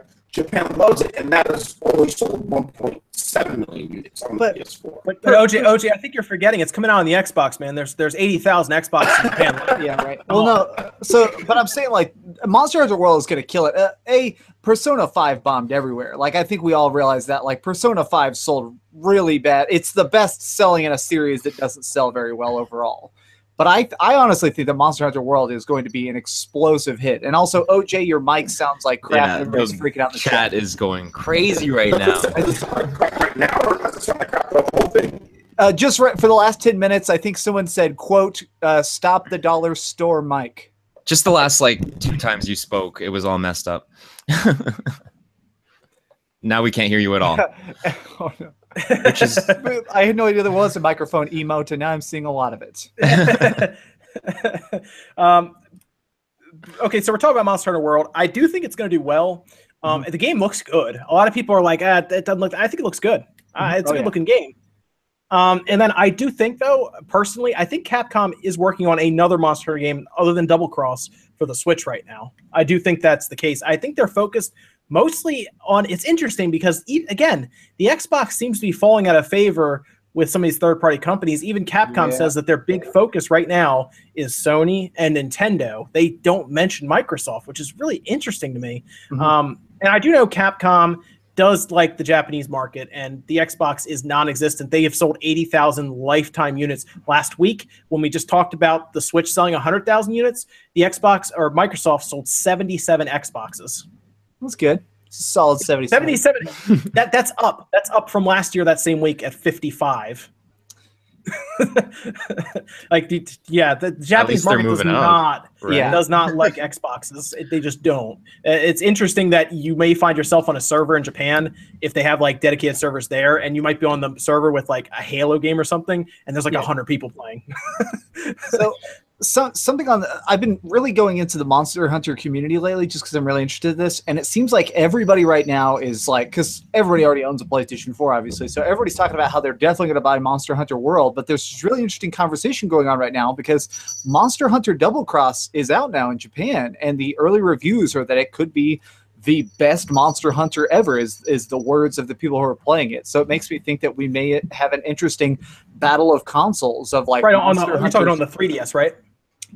Is it out on 3DS or Switch? The Switch, it's out at the end of August, I believe. Yeah, so it's the 3DS Double Cross is out in Japan right now, and I think the people who are playing it are saying that it's freaking crazy awesome. So I'm just really interested to see a battle of Monster Hunters, where no matter what, Capcom wins, of course, but it's going to be really interesting to see which one will sell better once Double Cross comes to America. Can you guys tell me if my mic still sucks, the quality? It's great. Quiet. You're fine. Am I good? Yeah, you did no more robot voice, so you're good. Okay, good. I mean, I like robots and all, but I mean, let me go back to you, OJ, because you had a point you were trying to make with Capcom and Monster Hunter, but you sounded like I said you were cutting in and out. Oh, okay, yeah. I think it's going to do good, but like I said, the issue with Monster Hunter is that Monster Hunter, this is not the first time that it's came to like a system with a big install base, right? It was on the PS2. It was on it. Obviously, it's more popular now. And so, I mean, do I think it's going to be like a super mega hit? I'm just not sure. I think it's going to do very well. Don't get me wrong. I think it's going to do really good. I think that the biggest issue is that there are so many people in Japan that are used to be able to take Monster Hunter anywhere you want. And now you're stripping that of them. It's not coming to Vita. You know what I'm saying? So it's not coming to Vita. So that's the problem. I still think so. I 100% think that Monster Hunter World, my theory is that this is supposed to be like Monster Hunter America. It seems like they're rekeying so many of the key features to be much more action focused and faster with that grapple hook and everything. So I think this really is supposed to be like America's Monster Hunter. So it's going to be kind of one of those things of like, are non-Monster Hunter fans going to buy it enough to make up for the people who only get the Switch version? So the Double Cross. So we'll see. I think there's a lot of interest in it from people who haven't played the Monster Hunter series before, just because of that reason alone. You're right. It does seem very like America-ified, you know, like lots of action, you know, like not too much cooking by the campfire if you don't want to. Like you can go run out there and start slaying monsters, and that's cool. I like that premise a lot. It makes it feel a little bit more like Destiny, which is, you know, kind of a fun experience. I think shared world, open world games like that are a lot of fun. But it just kind of makes me curious, you know, because of like Monster Hunter Double Cross and Monster Hunter World kind of both coming out, what's left for the Switch? I mean, we know that the Japan is getting Double Cross, but nothing's been announced, you know, as far as localization for the West. Monster Hunter World hasn't even been considered for the Switch yet. So like what's going to happen? But with Capcom's numbers, right, at almost 500,000 sales, like maybe they will just localize Monster Hunter, or maybe they'll bring Monster Hunter World over to the Switch if it can run it. They might localize it, but honestly, they might just be working on another Monster Hunter right now for the Switch anyway, as we've heard in rumors. So. Just its own Monster Hunter? Yeah, why not? Yeah. I mean, honestly, but by the time that Monster Hunter game even comes out, because let's be realistic, it's not that wouldn't be ready until next year, probably after Monster Hunter World, because right now they just want to get Monster Hunter World done and out and patched. Because let's be realistic, we're gonna go buy Monster Hunter World even at a store. We're gonna come home, we're gonna put it on our PS4, and we're gonna be forced to download a 4 gig update. I could see the value though in localizing Monster Hunter Double Cross just because of the 2DS XL, 3DS type of interaction that it has. You know, that crossplay is very valuable right now, I think. So they'll definitely localize it, but that game is technically done as soon as it hits the Switch, minus translations and everything. I think at that point that team would start to look at developing, which they probably already are, developing a new Monster Hunter for the Switch. I personally think they would probably give one to Nintendo and keep that one more, I guess, towards the Japanese crowd, but then still bring it over to the United States. And then you have a choice. You either buy Monster Hunter Worlds or you buy whatever they call the next one. I don't even know what they call it. Universe. They got to up the ante. I mean, it's just that's cool and all, but it's a little confusing at the same time. I just kind of wish that there was like one Monster Hunter. I didn't have to, it wasn't so like, if I was so new to the series, and if I wasn't as big of a gamer as I am, whatever gamer, then why, I wouldn't know which Monster Hunter to jump into. Like, do I go to this one or that one? I'm just gonna pick anyone. That's actually a huge complaint I'm seeing in the Monster Hunter community from what I was reading. Like, there's a lot of people right now who are being like, look, I'm a Monster Hunter fan, but it looks like Monster Hunter Double Cross looks to be a very tried and true traditional Monster Hunter with like 3 hours of opening quests and story and world building, whereas Monster Hunter World does kind of look like, from all their own marketing and everything from their own developers, are basically being like, yep, you show up, we hand you a giant ass blade and give you a jetpack and go, hey, that T-Rex said your mom sucks. I don't know. Maybe they could just bring Worlds over. See, because, again, World seems to be more like it is for the Western audience. I don't know. It's hard to say. I mean, OJ, do you think a new Monster Hunter is in the works for the Switch right now, or at least Nintendo audience? I personally do. I don't think they're going to bring, because obviously that Monster Hunter, if there is a Monster Hunter for the Switch, it's not, I don't think it's necessarily going to be focused for like the world, right? Because the Switch is still getting going, and obviously Japan is huge on the Switch as far as just like the fan feedback. Japan would probably want a Monster Hunter that's like the traditional Monster Hunter. So I think they're going to make a Monster Hunter like portable for the Nintendo Switch. I think they're probably already working on that. They saw the amazing sales. Double Cross on the 3DS sold 1.6 million units so far on the 3DS just this year alone in Japan. So that's really good, obviously. So I personally feel that they're going to make a new Monster Hunter. They're going to make it like the normal Monster Hunter. But to Philip's point, it can be confusing which Monster Hunter people are going to pick up. Like if you're trying to get into the series. A lot of people really like Monster Hunter Ultimate, Monster Hunter 4 Ultimate, or whatever. Yeah. On the 3DS, that game did really well. So we'll see what happens. Yeah. Okay. Go ahead, Max. I want to say something real interesting just before we jump forward, in case we were. Mm-hmm. The most interesting thing from all of Capcom's financials. Sorry about the bell. My cat is just like playing down there.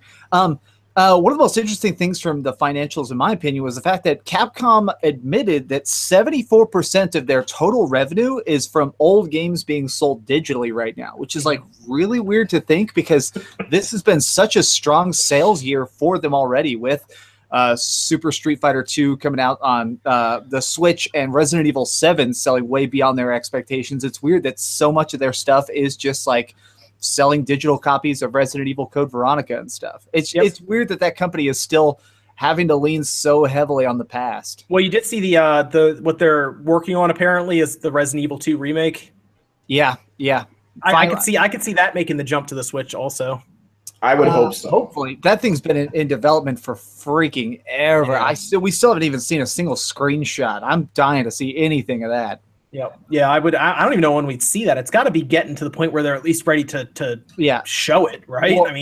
Well, do you remember what is it they say? Like the day they got permission to start it, the developer of the game did that live stream where he had the jacket on and he opens it up and it said like broken English, like we go it, and it's like, okay, cool. I'm glad we're going it. Well, here's my thing with Capcom. They're talking about Resident Evil, talking about stuff. I think it's about time they bring back Mega Man. I posted that thing to Twitter, and people were looking at it. I think it's about time we get something Mega Man for the Switch, or at least, I mean, I don't even want to say 3DS, just Switch. Something new for the Switch. Bring back Mega Man Legends 3, or bring back a new Mega Man X. I don't care. Just something Mega Man. Battle. I want a new one. Like, people always they say, oh, why didn't they bring over these old stupid games, make old Mega Man games that I've already bought? They've already done Mega Man collections for the PS2. For the GameCube. I mean, I'm not going to continue buying Mega Man collections over and over and over again. Like, enough with the Mega Man collections. I'm not buying it. So even if it came to Switch, Not gonna buy that junk. We need a new Mega Man. I agree with you. We need a new one. If we keep on buying these old Mega Mans, that's not gonna make them make a new Mega Man, obviously, because we've already bought the old Mega Mans over and over. We bought them on Virtual Console. We bought them on collections on PS2. I'm not buying any more Mega Mans. You guys need to stop buying these old Mega Mans, okay? Because they're just gonna continue to milk us with old Mega Man games. Stop buying them. Did you see the collection? Or at least the ones that went to the cell phones that were absolutely terrible. Yeah. They're putting them on cell phones. Do you guys not see what Capcom's doing? Like, people like to say, because like I'm defending Capcom, and it's not that. I don't spend my money on Capcom. I used to be huge on Capcom. I buy their collections. I buy their stuff. But I see what they're doing to us at this point, when it comes to Mega Man. And I've asked them multiple times, I'm not going to buy any of you guys' stuff until we get a new Mega Man. But the thing about it is that Mega Man fans keep on buying the collections and hope that we're going to get something from them. Yeah. I feel like if we get a new Mega Man, I would only foresee it on the Switch. Because think about in the last couple of years, like over the last 15 years, me racking my brain right now, all the new major Mega Man things we've seen were all Nintendo based as far as I can think. Like, of course, the first one that comes to mind is Mega Man Battle Network, which was made for the Game Boy Advance, and Mega Man Zero, which was made on the Game Boy Advance. Like, I don't know. I'm trying to think of a lot of the major Mega Mans all came out on Nintendo system. So maybe, I don't know. I'm just speculating.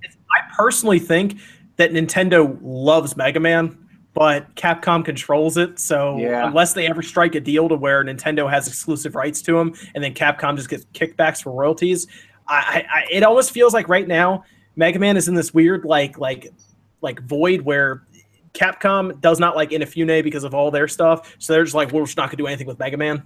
And it just feels like that, because how do you leave really, I guess, I don't even want to say an icon, but he's an icon. Mega Man's an icon. How do you leave that franchise on the shelf for as long as you have, and then complain about financial troubles at other times? Mega Man is an easy game to sell if you do it right.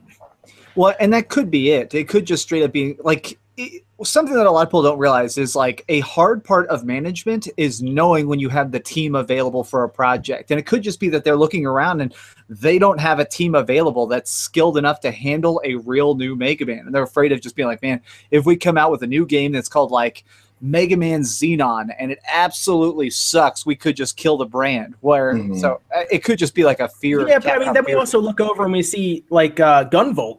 And that's a great platforming game similar to Mega Man. And they're on a much lower budget than something like Capcom would roll out. It's just, it seems weird to me that they could not get talented programmers in there, artists, all that. It's odd. I don't know. I know they're really into Resident Evil right now because that's like their go-to franchise.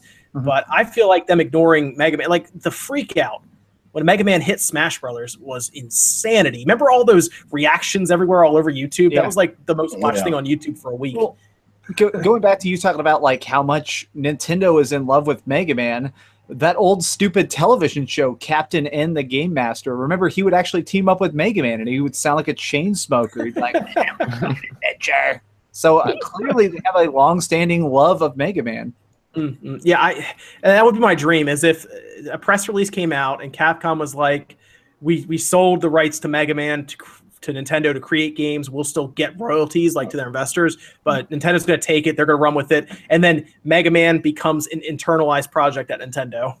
I would just say this: if you guys truly want a new Mega, I'm telling you, do not buy that Mega Man Legacy Collection.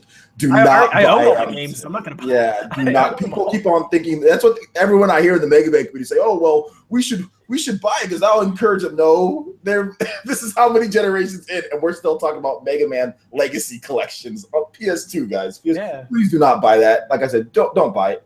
If you want Mega Man X, go on Amazon. If I'm thinking right. And I'm almost positive the Mega Man X collection is like $15 on there. New, brand new. Yeah, so buy it. Do that. I don't care what you do, but they've already re-released $12.28 Prime shipped Mega Man X collection PS2 sealed. Yeah, and you can go on the virtual console. You can get the Mega Man games there if you want to, if you really want to play them. But continuously buying Mega Man collections, I mean, look at what they're doing, guys. Like I said, they're putting it on iPhones and stuff now. I mean, that's when you know then they're really trying to milk us. Because why would you do that to your fan base? Like why would you put that type of game on it doesn't work. Obviously, it doesn't work. Everyone knows it doesn't work on there. So if you want Capcom to change, you got to do something else. But like I said, if you want to buy it, you can buy it. you don't have to listen to me, but I'm just saying, like, obviously you can see what Capcom's doing, like with Mega Man. They're not really looking at making a new one, you know. I understand where you're coming from. It makes me think, let me just put on my conspiracy theory hat here for a second. As I'm sure some of you guys know, Capcom has actually been having some of their major projects funded directly by Sony recently. Sony has actually been stepping in and paying all their bills to make stuff exclusive. Maybe there's some sort of stipulation of that contract of as long as Sony is paying their bills for particular projects, they're not allowed to sell off any of their IP. So it could just be that they're literally stuck holding on to Mega Man. They can't do anything with it. They're not allowed to like give it to Nintendo, because we've seen Capcom actually give stuff away at some point. So in a different circumstance or a different timeline, they could be giving it away to Nintendo. It's amazing that would even be a possibility with Sony. But you're right. Like OJ, you were saying that they funded Street Fighter V, so Capcom really doesn't care that much. No, they don't. Pure profit. I mean, and the thing about it is that, and that's good for Capcom, right? But that could maybe later down the line, like you were trying to your point, which I didn't put on there when you put that on Twitter, is that could potentially damage their franchise going forward doing stuff like that. Because then because Street Fighter 4 sold well on the Xbox 360. Oh yeah. And what you're doing is now you let Injustice come in. Now you let some of these other games, Mortal Kombat, come in and take some of that that share that they didn't have beforehand. So if you're going to put Street Fighter 6 on all platforms, that might damage things, you know. Or if it's on Switch, if it's on other stuff, that's why you generally don't see a lot of companies doing especially with the main franchise like Street Fighter. You don't see a lot of companies doing that because that could potentially have bad problems like in the future. So we'll see what happens. But I personally, I wouldn't have done what Capcom did with Street Fighter V with having Sony fund it completely, because Street Fighter is too big. It's too big, and obviously it wasn't the right decision, right? I mean, it's no sweat off Capcom as far as money spent, but I think that could, in the future, there could be a problem because Street Fighter's done well even on the 3DS. Street Fighter 4 sold well.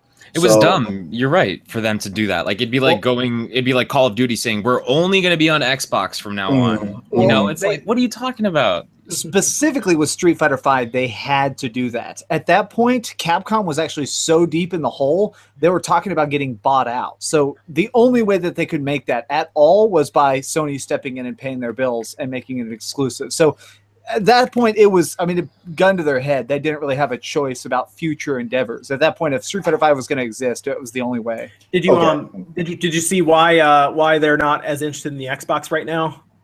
Did you see because of Dead Rising 3 and 4? Oh my gosh, Dead Rising 4, man, still not at 1 million units sold. Was that a new article that came out? Can you? I didn't. That's part of the financials along with the Street Fighter. Yeah. What did they say? Did they specifically mention like Dead Rising? Like yes. Yeah. It was at it's not even at 1 million units. I'm trying to remember what the exact number was. It's not very good.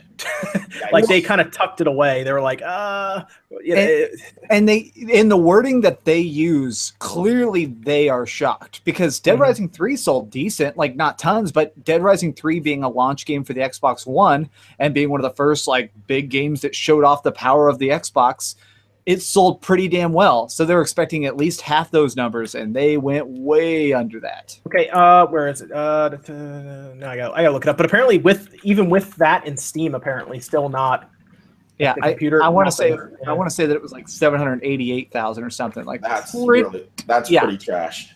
Yeah, so that's horrible. So it sounds like we won't be getting Dead Rising at all for quite a while. And if we do, it's probably going to be just like a digital spin-off, which I'm okay with as long as it's good. Yeah, it's odd that it's so bad in terms of performance, but I mean, even when it launched, there were so many just sitting on shelves, like, not moving. Well, so it was really because they pissed off their own fan base. The fact that they like the whole Christmas theme, there were so many missteps that a friend of mine, Petronius, he's a YouTuber with like 3K subs, good buddy of mine. He made a video called The Dead Rising Problem, talking about like that they keep trying to advance and grow this universe and try and make it more mature, and they just keep screwing it up. And for Dead Rising 4 being like, we're going to get an edgy, hip, 55-year-old man who takes selfies with zombies. And it's like, oh man, bro, tough sell, bro. So Capcom said that their biggest, so despite the failings with Street Fighter V and Dead Rising 4, the things that really helped them, really dug them out of that hole, was Resident Evil 7, Monster Hunter Double Cross, and then Ultra Street Fighter 2. two games that are on Nintendo platforms, and then Resident Evil 7. Dang. Ouch. Well, yeah, I can see they're charging $40 for a game that's that old, and obviously they're making a lot more, off of that game than even when it came out on like the PS3 and Xbox 360. That was just a digital download for I think I bought it for like $15 or something like that when it came out back then. So I mean, they spruced it up a bit. And now they're I think right now they said that the two games that they are really, really hoping on, one of which I think is going to underperform big time, Marvel vs. Capcom, and they're also hoping for Monster Hunter Worlds. I think Worlds will do well. I think Marvel vs. Capcom is going to underperform though. Yeah, I think it's going to bomb. I've been playing every build of Infinite. I'm a huge Marvel vs. Capcom fan, and the more I play that game, the more I am terrified that it is just going to get decimated at launch. Yeah, but so right now Resident Evil 7 was the big thing on the other systems, then on the Switch, and I guess 3DS and in Japan, and Monster Hunter Double Cross, and of course Ultimate Street Fighter 2. So that really, it seems like Capcom is leaning heavily on Nintendo right now, which is interesting because you wouldn't have thought that before Nintendo's Switch came out, but there you go. Good news is I guess Capcom is going to focus heavily on the Switch now going forward, so we'll see what games they announce.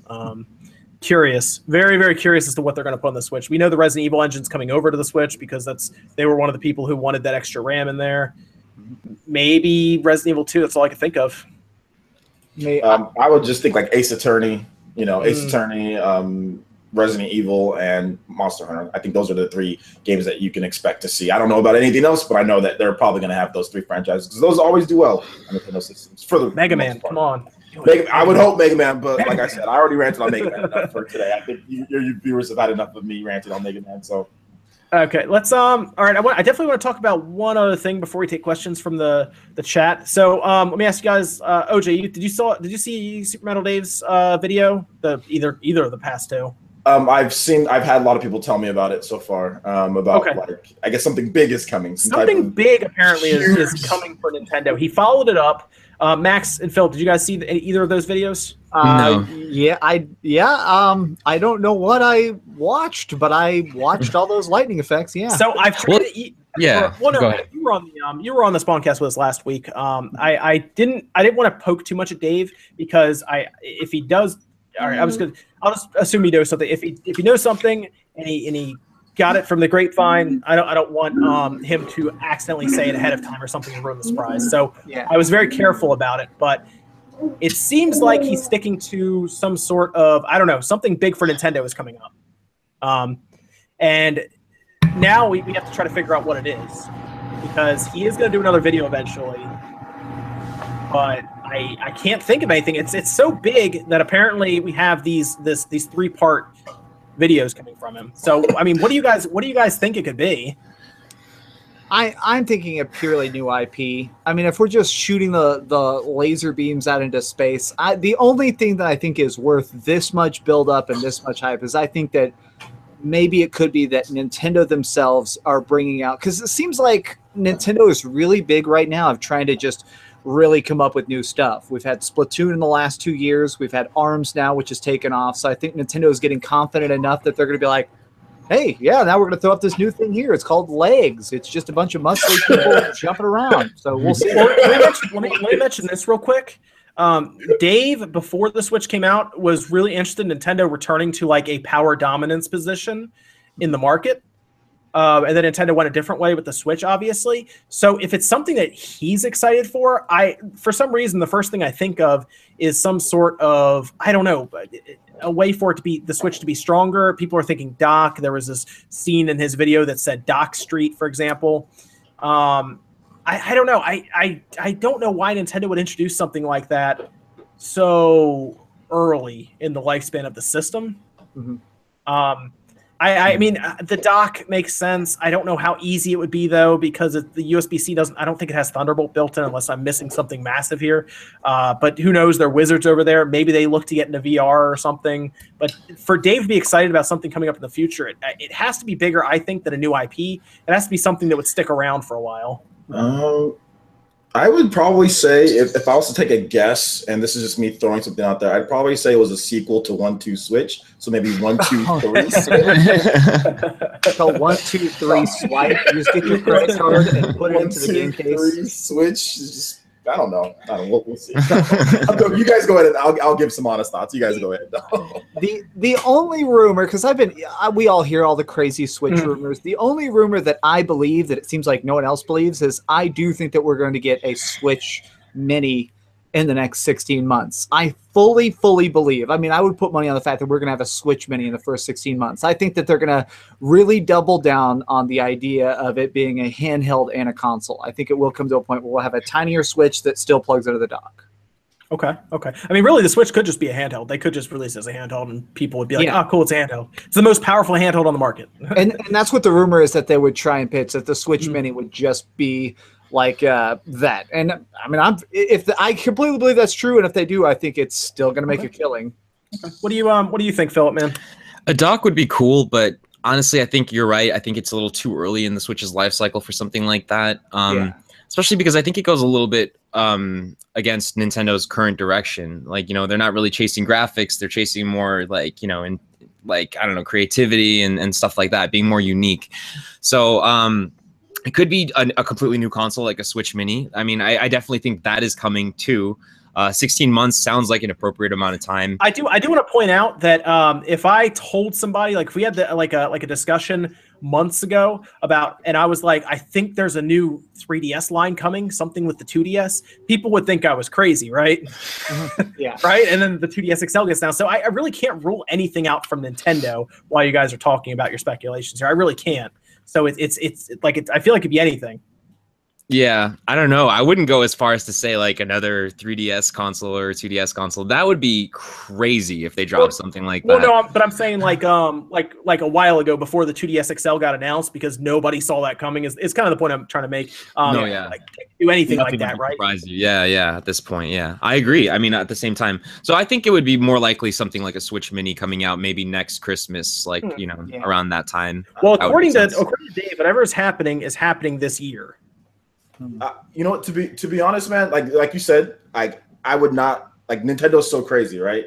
Maybe it is whatever this a more powerful dock or some type of computing thing, some type of stuff. I mean, obviously Nintendo's in the position to where they can do lots of different stuff, right? They know that they have a hit on their hands. They know that they have to continue to innovate and do different things. I just don't think that they're going to sit down and do nothing, right? I think they're going to sell their games. Obviously, they can continue selling the Switch, but yeah, nothing would surprise me at this point. Based on what Nintendo's done in the past, we've seen Nintendo do crazy things. They might do another crazy thing. You know what I'm saying? Like, you never know with them. Go ahead, Phil. I'm sorry. They introduced some really crazy accessories, and ideas with the Wii and the Wii U. Like we had the Wii Fit balance board and stuff like that. It could be something like that, something that none of us are even we can't even comprehend it yet because it's so Nintendo. That's a good point, man. The balance board, yeah. Like, who would have thought of that? Something like that coming in the mix. Nintendo's also tried other experiments that cost them weird amounts of money, like the stupid pulse sensor thing. You plugged it into your Wiimote and then clipped it onto your hand. And of course, there were all those drawings of clipping it on other things that are shaped like this. Yeah. Here's the plan with the dock. Like people ask me all the time, is a dock possible? Yeah, it is. And here's how they would do it. So the dock would have an ARM processor exactly like the Switch's. It would be in there. It would also have a GPU right next to it on its own.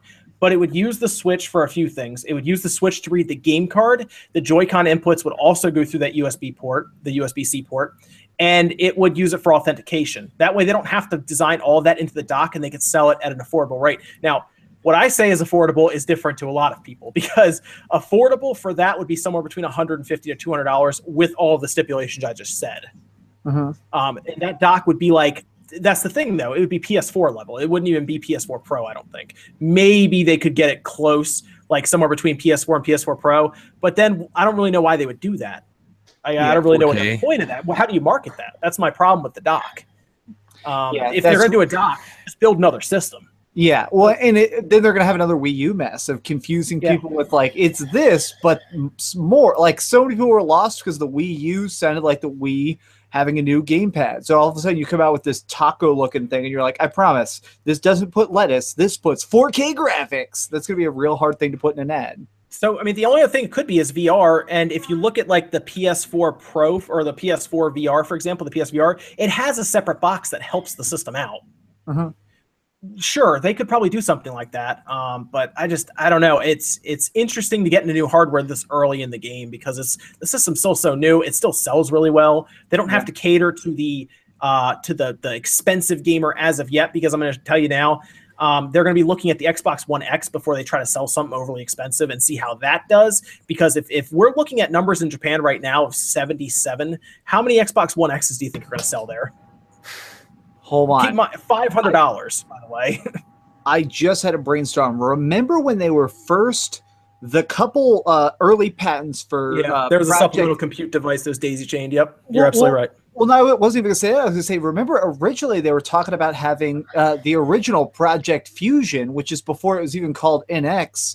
It was supposed to have a thing where you could actually get your DS and set your DS on it, or your 3DS, and it would actually connect to something that would play on your screen. So, I mean, it's not outside the possibility, since they are still pushing 3DS, if they made a thing where you could actually put either your 3DS into your Switch, like to output to your TV, or maybe a thing where you could play 3DS games on your Switch. I could definitely see that happening. The only other thing I could think of outside of hardware is a partnership of some kind. Yeah. It's the only thing I think of. A partnership where they, like we've talked about Capcom, a partnership with Capcom where they own all the Capcom games along with I don't know. I'm trying to think of off the top of my head what they could do that would be a partnership that would be big for their future. Ubisoft is another company that comes to mind, but they are already in development with a ton of games for other systems. So I would have to think of a company that's not heavily in development with other games. So the only one I can really think of other than Capcom, because they're doing Worlds, is I don't know. I can't even think of any. Capcom makes a lot of sense. I mean, they've publicly gone out and stated in interviews that they are like shifting interest towards Nintendo, that they love Nintendo and they love what the Switch is doing. I mean, it's kind of written right there. So I wouldn't be surprised to see if they were, stirring up some sort of partnership with them. And it does make a lot of sense. They're two classic companies that have, been around for a long time and worked together for a long time. They have history together. Somebody's pointing out in the comments, because of the way Dave worded it, where it's going to come at a cost, but don't worry, that could be money. Like I said, cost Nintendo a bunch of money. Well, yeah, and somebody else was also talking about, they definitely, it could be very much a Square Enix thing. I mean, Square Enix has been very, very clear. That would be interesting. All the connections I have in Square Enix make it sound like Square Enix right now, as odd as it sounds, Square Enix is very much making stuff for Switch first. Like in development, they start out with a Switch development kit, and then they start coding it for the PlayStation 4 later. So it comes out at the same time, but they're making stuff to purposely work, no matter what, flawlessly on Switch architecture, and then porting it to the PS4 so that they can all come out the same day and date. I have a question. Do you mean games at this point being in development now? Yeah, okay. Sorry. I mean, I'm talking about things from December forward, everything we've known about December forward, everything I've heard. Okay. So like Lost Sphere, or like games like that. Okay. Yes. Okay. A lot of interesting. And what is it called? The Zodiac, whatever the hell, Zodiac Children or whatever, calendar, whatever the hell that's called. That was definitely made for the Switch. Zodiac Killer. Wait, did you say, exactly. Ted Cruz. Final Fantasy 12. That's on PS4. No, sorry. There's a thing. They have this new project that just came out, and I can't remember the dang name of it. It's called something Zodiac, and they keep emailing me about it, and I haven't. It's called like Children of the Zodiacs, and it's like a new RPG. That's the one that Evan was talking about. Yeah, and everybody loves it that's playing it, and it's either on Switch or coming to Switch soon. Huh. I don't know what you're talking about. That's funny. I know. Well, everybody's saying it's great, and I'm sure. Evan said it's awesome. Yeah, they emailed me a code. I didn't even do anything with it because I'm a jerk face. People asking in the chat, Super Metal Dave just posted some videos where he heard some stuff he said through the grapevine, is how he said it. So you can check out his videos, but they're very, what would you say, alluding to something big happening? Cryptic, yeah. That's the idea, is that he's calling himself from the future about something big that's happened to Nintendo this year. So I don't know. He hasn't told me anything in the background. For anyone asking, I purposely didn't have him on this stream so we could discuss it without him, so we didn't feel any pressure, because everybody right now is blowing up his Twitter timeline with, when is your next video? You didn't want to be in the know again?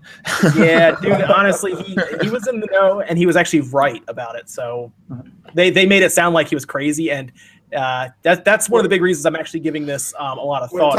The no made Dave sound like he was crazy? Yeah, if you go and watch it, it's pretty funny. They were like, "It's Super Metal Dave 64, though. You know, he's never right." And then they like, what was it? 3 weeks later, 4 weeks later, after E3, they were like, "Yeah, 2 Metroid games did get announced." And then they made no mention of Dave telling them that. All I gotta say is that's like so hypocritical. Those guys to be telling someone else that they're crazy. All right. Well, they're basically a rumor channel. Like their whole thing is just like, what cool rumors did we scoop off the top of the internet? Okay, let's just barf these out, take our paycheck. All right, we're not going to correct any of this. Bye. I know exactly. They have no humility whatsoever, especially when they're wrong. But whatever. Yeah. And then the other interesting thing is, I keep going back to that leak from way back when, before the system was even out, was the Foxconn leak. And the only reason I go back to it is because if you look at it, they got the weight of the Joy-Con and the system exact. They got the battery milliamps exact down to 10 milliamp hours. And if you remember, it seemed like they were so whoever saw it was definitely there, who was leaking this on that Chinese website, or at least they had visited Foxconn at one point. Because if you go to those factories, big assembly lines, people are putting all this stuff together, and you're at stations generally. I feel like this person was probably towards the end of like the QA testing and stuff, because they didn't really know what was actually in the system minus the battery and the weight where they weigh them at the end and everything. But they mentioned that there was, do you remember this, OJ, how they mentioned that there was some other device there that Nintendo reps came and looked at, and it was a powerful device that had like a GTX 1060 as its like main dev kit card?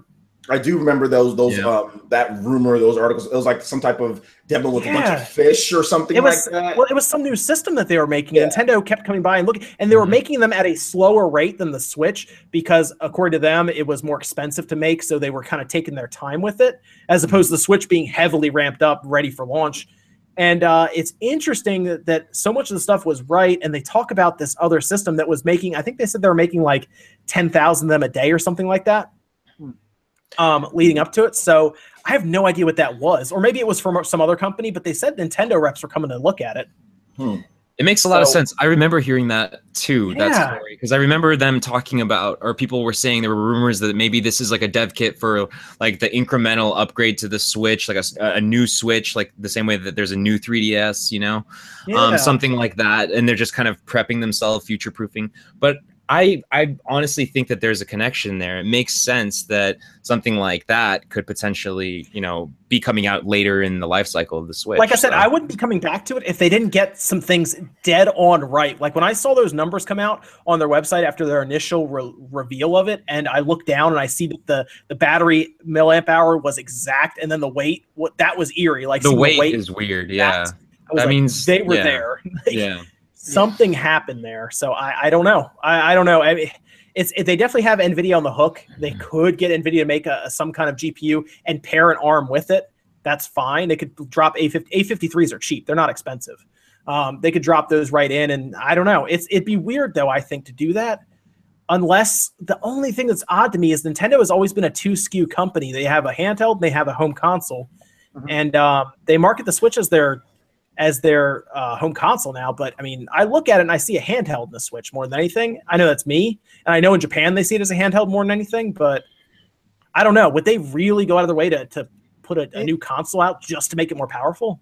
Yeah, and that's the question, and I'm not even going to bother speculating just because there's so many cards up in the air. But that is a thing I've actually heard a lot of people saying right now. Is a lot of people right now being like, okay, if this is my handheld, does that mean I'm going to get a new Nintendo console at some points? But I don't know. The Switch is, I think it may be possible that Nintendo starts focusing and this becomes their home console that you can play on the go, and they just start putting all their like handheld development towards the cell phone. Because you saw their earnings report. They earned, what was it? They earned $9 million total. Yeah, they earned money.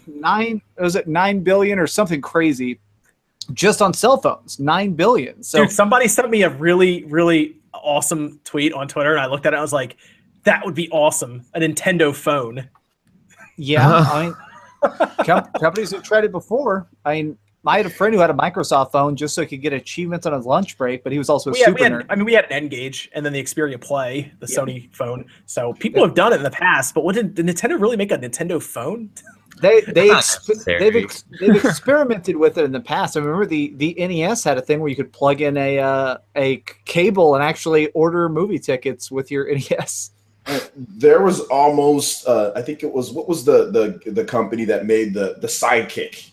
What was that company? Nintendo almost had literally like their next system. One of them was going to be a Game Boy phone with that company that did the Sidekick. I forgot. There's more stories. Obviously, look on YouTube. But they were very close to actually having a phone Game Boy Sidekick thingy. There were schematics. Like clearly, they never built a prototype where we would have found it by now. But there were some pretty finalized schematics of how that abomination would be birthed onto this land. But I don't know, man. The Sidekick was really cool when I was in high school. Everyone had that. But consider Nintendo's biggest competitor right now. It's the cell phone. So why not make a cell phone? I mean, it sounds crazy, but I mean, is it really that crazy? I mean, they're already running ARM in the Switch, which would run on their cell phone. They could get NVIDIA to even develop a Tegra, since Tegra is now compatible with LTE data, and cell phones are exceptionally popular in Japan. Like very popular. You think they're popular here? Really popular in Japan. Like, would it play like ARMS, and would it play Mario Odyssey? Like, would it? Depends on the resolution, but I mean, maybe it's possible. Well, I don't know. I think it would be called that, but it would be like the cell phone equivalent. Like, do you remember there for a while that they would do like Splinter Cell would come out at the same time they'd come out with Splinter Cell Adventure, and it would be like Sam Fisher doing a side scroller where he just like punched hookers in the ovaries. Like, I think it's going to be real skimmed down versions of the exact same. But why couldn't that be their handheld and then the Switch be their home console then, and you can just design stuff specifically for their phone? And if they used, well, I don't want to say older parts, but definitely not current parts like what you see in the iPhones, for example, they could make it cheaper too. So why not keep everything under one umbrella with ARM to make it easier on their development team that maybe goes back and forth depending on where you're needed? Remember how we talked about Zelda had people from, what was it, Xenoblade go over and help them? Yeah. It's ARM, right? What if it's ARM across the board and they're like, hey, I know you're working on this Animal Crossing for this phone right now. We need you over here with this Metroid Prime to get this done. It's ARM across the board. Can you shift over and help them with textures or something? Yeah, which Monolith Soft has been helping with Zelda for. They helped with Skyward Sword as well. So yeah, I can definitely. It's just I don't know. At this point, we're speculating. Dave is out there saying, you know, something big is coming. I'm willing to give him the benefit of the doubt. So it's a good idea, like, you know, for gamers and stuff like that, for there to be a Nintendo phone to exist. Like I myself would be interested in it, even if I didn't have a Nintendo focused YouTube channel. But like at the same time, I don't think my mom or my sister or, you know, my girlfriend are gonna care at all about the Nintendo phone. You know what I mean? Yeah, even I, as a very hardcore gamer, no way. Like, I cannot imagine. Like, I have a phone. It is completely for business calls. It is not a toy to me. Like, when I'm gaming, I want to be sitting at my desk and either playing my PlayStation 4. Like, I'm not at all thinking about, like, oh, man, I can't wait till I'm stuck on the train so I can bust out my Nintendo phone.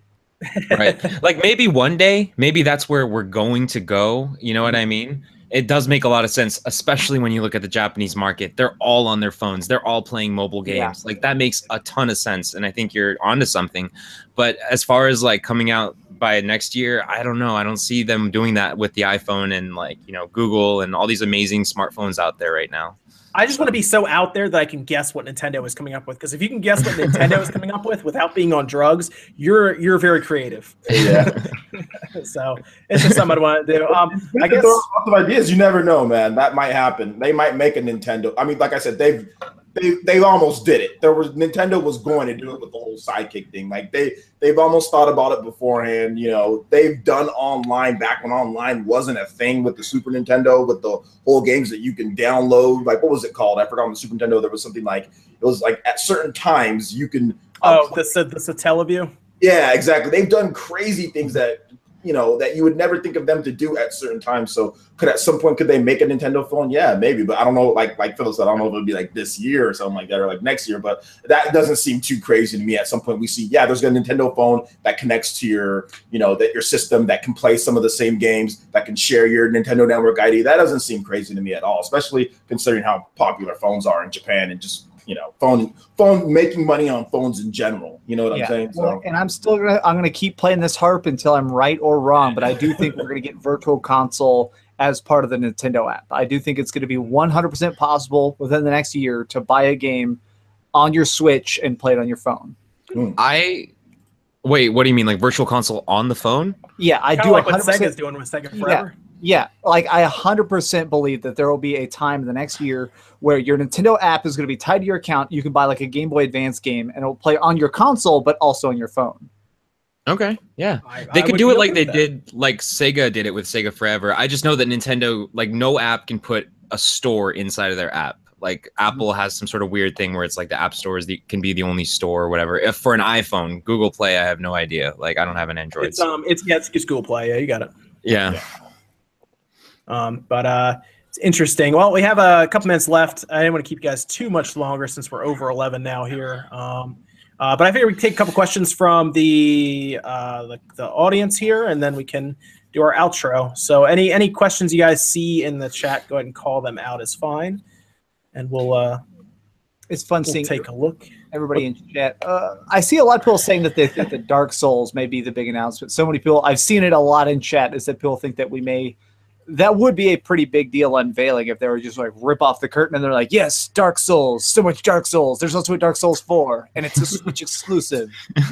To me, that doesn't seem okay. Well, that would be big, but to me, that doesn't seem like super huge because like they've already been put on the list, right? So Nintendo's already revealed that From Software is doing something, so it's not as big of a surprise if they say there's a Dark Souls. Well, we already know that they're part of the third-party development team. But yes, that would be a huge announcement, though. Yeah, I just think it's important still to keep showing third-party developers how powerful this hardware is, because sometimes you need to see the thing you know running on the thing you don't know to understand it. And so I think if they get Dark Souls 3 running really well on the Switch, that is going to be a big flag going up the pole for everybody to rally around.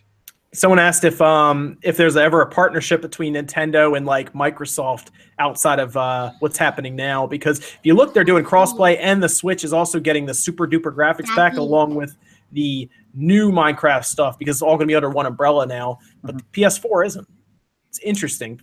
I could definitely see those two linking up as much as possible. I mean, at this point, Microsoft literally has nothing to lose. What do you think Retro Studios is doing? Do we still know we don't know what they're doing still, do we? I'm sure it's Retro.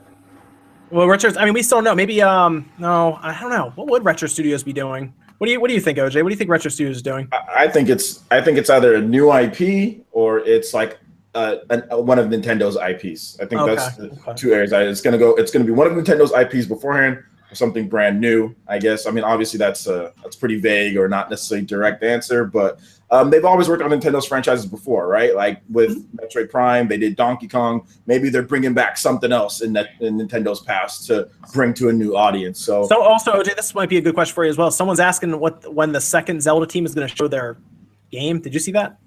Second Zelda team? Are you talking about like the handheld teams, or is I guess that's what they're. I guess that's what they're referring to. Yeah. Mm-hmm. You know, I don't know. Nintendo hasn't really mentioned much about the second Zelda teams or what they're doing. I mean, now that they have a portable and they have a console pretty much all in one, and they're not going to make games for the 3DS, right? They did try Zeros, so I don't know. They're working on the mobile phone Zelda game, right? There we go. That would be a really good mobile phone game, I think, if you put some Zelda developers on a mobile phone game. I'm gonna play it as long as it's. I'm just hoping it's as close to a normal Zelda as possible. Like, I understand if it's like tiny contained dungeons or something with no overworld map, but as long as it's didn't Phantom Hourglass mostly use a touchsime? Yeah, and I loved it. I know a lot of people hate that game. I love that game. My hands are too big. I don't like that game. I have these little baby girl hands. So I'm just like, I just couldn't see. I couldn't see Link. My hands too big. Somebody was asking about if we'll see a Nintendo Direct in August. Yeah, I could see it happening. I don't know. That's going to drop when it drops. I do definitely think we're going to see it. I think we'll see it. Well, when was the last year? When was there a Direct in August? I can't remember. Yeah, I'm going to use my Google Foo. Fall Nintendo Direct. Does it exist this year? Nintendo Direct. August. Yeah, I don't know if there was one in August last. When was the last Direct we had? Was that the It was last month, right? Or no, it was this month. Splatoon, right? Yeah. So it looks like, from what I'm seeing, they haven't done a fall Nintendo Direct specifically since 2015. So, who knows? Okay, when was the one in 2015? Okay, more specific. Here I mean, honestly, they really didn't have much of a reason to do a direct last year because they were leading up to the Switch. 606. So I guess, well, I have no idea. There's all sorts of random names and dates. Most of them, like say, the fall direct on most of these is labeled as April, so maybe fall is in a different hemisphere for them. Who knows? I mean, they'll definitely do one in around then, whether it's September or October or something. I think if they don't do one in August, they'll definitely do one in September. You know, there's like a lot of stuff happening then, like Pokkken's coming out in September, Kingdom Battle's coming out next month. So there's like, you know, just a big lineup coming up leading up to the holiday season. So they have to make some announcements, you know. And I think that they are going to just have a big one at some point leading up to the holiday just to bust out more Skyrim and stuff. I feel like they need to do one last ringing of the bell so that everybody. They like to do that before, like we'll get one for Odyssey, I think. Yeah, before it comes out. Yeah, 100% for Odyssey. Just to push it along. But that'll probably be like 2 weeks before. I've noticed this year they've been doing a lot of like for every major release, 2 weeks before, like reviewers will have a copy of it when they start doing that final direct. Like at that point, it's so close to launch. Some people are asking about Ubisoft. What do you guys think like Ubisoft is going to do for the Switch? Because Ubisoft said that they have more games. So yeah, they did, didn't they? Yeah. What would they do? I said Monopoly. I said Monopoly Deluxe Edition. That's what I was saying. Like after the normal Monopoly comes out, then another Monopoly. That's what I'm thinking. So I guess that's super underwhelming, right? They need to do something shocking, like a Monopoly Saw crossover. So it's like, I want to play a game. You lose. The game's killing me, Mom. Man, I really wanted them to bring over Stick of Truth, Fractured but Whole, but I'm gonna have to play it on my PS4. That's a game I would have loved to have played on the Switch.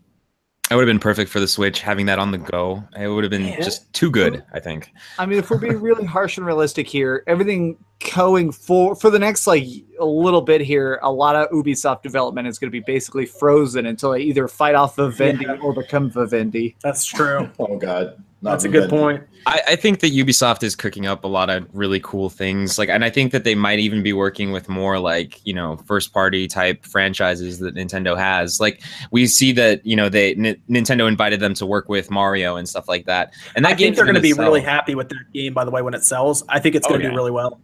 I do too. I think it's going to do really, really well, like everywhere, all over the world, both sides of the coin. I mean, really, it's only a matter of time before these third-party developers really start seeing what's happening with the Switch and maybe get a little jealousy. The third parties are actually in there and really start announcing or talking about it or something. Kingdom Battle 2 it's one of those games where the art style, it speaks for itself, like graphically. Like it's one of those games that even running in 720p, just like Breath of the Wild, like is really beautiful looking when you look at it. You know, it looks like Nintendo made that game. Yeah, really I think that's a game that Evan's going to end up reviewing, but I actually want to play it. So I'm totally going to play that game. Yeah, and I think the small file size is actually really cool too. The fact that it's only 2-point-something gigabytes, that's good for downloads. Coming out are like small file sizes. It's awesome. That's really great. Having it that small to where it's only 2 gigabytes is really good because then your eShop sales are also going to, more people are going to be like, all right, I'll just download it. You know what I'm saying? That's usually the biggest thing. People don't want to download stuff when it's too big. Even on other systems, it's not just Nintendo Switch. So the fact that it's only 2 gigabytes is half the patches that you still need to download are bigger than that game. Yeah. Well, and a lot of times, at least that's one of my favorite things about the Switch. Like, I don't use my Switch a ton except for reviewing, but I love that it'll install patches in the background. That's so cool. Like, it'll also install multiple patches. It can install 5 games at once and patches all simultaneously. Whereas, like, your PlayStation 4 goes like, wait, okay, we're good. Yeah, it's interesting how that works. But, I mean, it has to do with probably the OS and everything with the PS4. Who knows? We'll see a Star Fox game. Probably not. Star Fox 2 is the new Star Fox game coming out. Yeah. Yeah, dude, come on. I think that game's going to do pretty well. What do you guys think? Yeah. It's going to be really hard to find. Yeah. Yeah, might be a little hard to find. Might have to camp out a bit. But hey, other people are talking about Nintendo possibly buying Rare. Microsoft isn't that cash poor yet, although I have a feeling they are struggling financially with their game department only because they set themselves back badly for that Xbox One X that I think is going to have diminishing returns compared to their regular Xbox One S. Yeah. Because people like to, again, I talk about it all the time. People seem to think that because Microsoft is a rich company, that the Microsoft games division that develops the Xbox is also a rich company, but it's all budgeted and everything, and investors hate that division. So yeah, every time they put money into it, they have to go explain to investors in a good way, spin it as to why it's a good thing that they're dumping a ton of money into something that's not going to sell, as well as even their Surface Book. Well, literally billions. Like, people don't realize the Xbox division is bleeding billions of dollars. Like, it's floundering. It's so weird. But I honestly think the only reason they're really still in it as heavy as they are is because Bill Gates desperately wants that game console to work. Yeah, well, and also brand presence is very important. Like, I don't know if you've ever heard this, but 24-hour stores actually make more money during the day. They don't actually make like any money at night. They lose money even being open at night. But putting 24 hours on your store sign makes more people shop at you during the day. So I think it's just one of those things of having a home console in your cabal of tools makes your company more valuable overall. That's true. Exactly. They still have to prove that to the the 50, 60-year-old investors who don't understand it. I mean, just being able to say this is the Xbox brand. We have this many people. This is what, I mean, that's really what it comes down to, right? At this point for them, it's like you said, it's just about having the brand, making sure that it's there and being in a certain factor of space, which gaming, which is huge and which can be very valuable. But, the real problem is the numbers that they're putting out now, investors are going to start looking at their competition. And we all saw the last ones that Microsoft put out where the Xbox is declining right now at a more rapid rate than it should be, to the point where it's the third system in the MPDs. And that's Microsoft's, that's their home field. And they are in dead last in MPDs right now. And it's going down. The only reason that they're doing any business right now is because of Xbox Live and their software sales and their shop. People just are more than likely people are waiting for the Xbox One X if they're going to buy new consoles. But I do feel like they're going to sell better at holiday time, obviously. There's nothing interesting about the Xbox store right now. What's coming out? Everyone's excited. I mean, obviously, Sony has a bunch of exclusives, right? They have Persona. They have Nier. They have all these exclusives that they're getting. And then Nintendo has a brand new console. They have Zelda. They have Mario, whatever. But, what's Xbox have? They have Minecraft, that they also put out on other systems. But even the Switch is going to get the exact same version. Yeah, that's what I'm saying. There's just nothing exciting right now to really push people to buy Xbox. What Microsoft needs to do is something that Sony's done, and it's kind of frowned upon, but I think that Microsoft needs to go to these companies and start offering them millions of dollars for some exclusive content, like Destiny having an early beta, early DLC, exclusive outfits. Like, I know a lot of people are like, oh, everybody hates Destiny. No, Destiny is a huge, Destiny's big. Huge game. So basically telling people like, hey, if you want everything early, you have to get a PlayStation 4. When those people are picking a console 10 out of 10 times, now they have to pick a PS4. Microsoft needs to do that. Well, like you said, back when Destiny came out, the branding was so heavy for Sony, people didn't even know it came out on the Xbox. But now we see it. FIFA is Sony. Call of Duty is all Sony marketing. Destiny is all Sony marketing. And it's odd because it's like Sony is pushing around Microsoft's game division right now because they have the cash to spend. It's very weird, right? This is way different than it used to be with the 360, where Microsoft was pushing Sony around. And it's completely different now. Completely. So, I don't know. Some people forget that Microsoft was so powerful when Skyrim came out that they bought the rights to the DLC for a first month. Like, you could not play any patch, any DLC, anything came out a full month on the Xbox 360 before Steam or the PlayStation 3. And people were pissed. Battlefront. That's right. Somebody mentioned Battlefront is also Sony. Sony has locked up so much marketing. It's insane. Yeah. It is a different battlefield. And all we can think of right now with Microsoft, which is, it's so worrying, but the only thing I ever think about when I think about Microsoft is what could have been with Scalebound. Yeah. I think about Twitch, because that's what I watch Twitch on a lot when I just sit down and watch. I think about Twitch. That's what I use it for. I use my Xbox for streaming. It's a great streaming device. But yeah, I mean, hopefully I was hoping that they would bring something like a Lost Odyssey or bring something that could really entice, you know, more of the core gamers out there. Yes. Because right now it just seems like, okay, it's just third party games that you can get everywhere, right? There's no console exclusives. It's just third party games that you can get everywhere. Yeah. It's gotten so bad that Halo is running its course with gamers right now, like because they keep beating that into the ground. Go on, Max. I'm sorry. And I was just going to say, they're having a clear problem they're having a lot of issues programming their own exclusive now. I don't know if you guys saw, but they actually did a recent like mini press conference just dedicated to Crackdown 3, and it looked like it was having trouble running. Not only was it having trouble running, but we didn't see any of the destructible environments that we were originally promised. It was like one guy walking through one street and punching one hooker. What I've heard with Crackdown is that it's going to use servers, and it's going to, I think the destructible environments are mostly going to be a multiplayer from what I hear. Yeah, and it's just that people right now are like, well, pre-order canceled. Like, this is not worth the Terry Crews adventure. It just seems like a real big mess for them. I mean, like with what happened with Phantom Dust and with what happened with Scalebound and, you know, like what's happening with Crackdown, it just doesn't look good. Like, we don't know anything about Halo 6. We all know it's coming, but we don't know anything about it. So it's like there just isn't any good news in the foreseeable future. And what the real problem is, they're going to come out with the Xbox One X, great. But then 2 years later, Sony's going to start the next generation. And then that means the X is going to have gotten, what, 2 years of life, a year and a half of life out of it?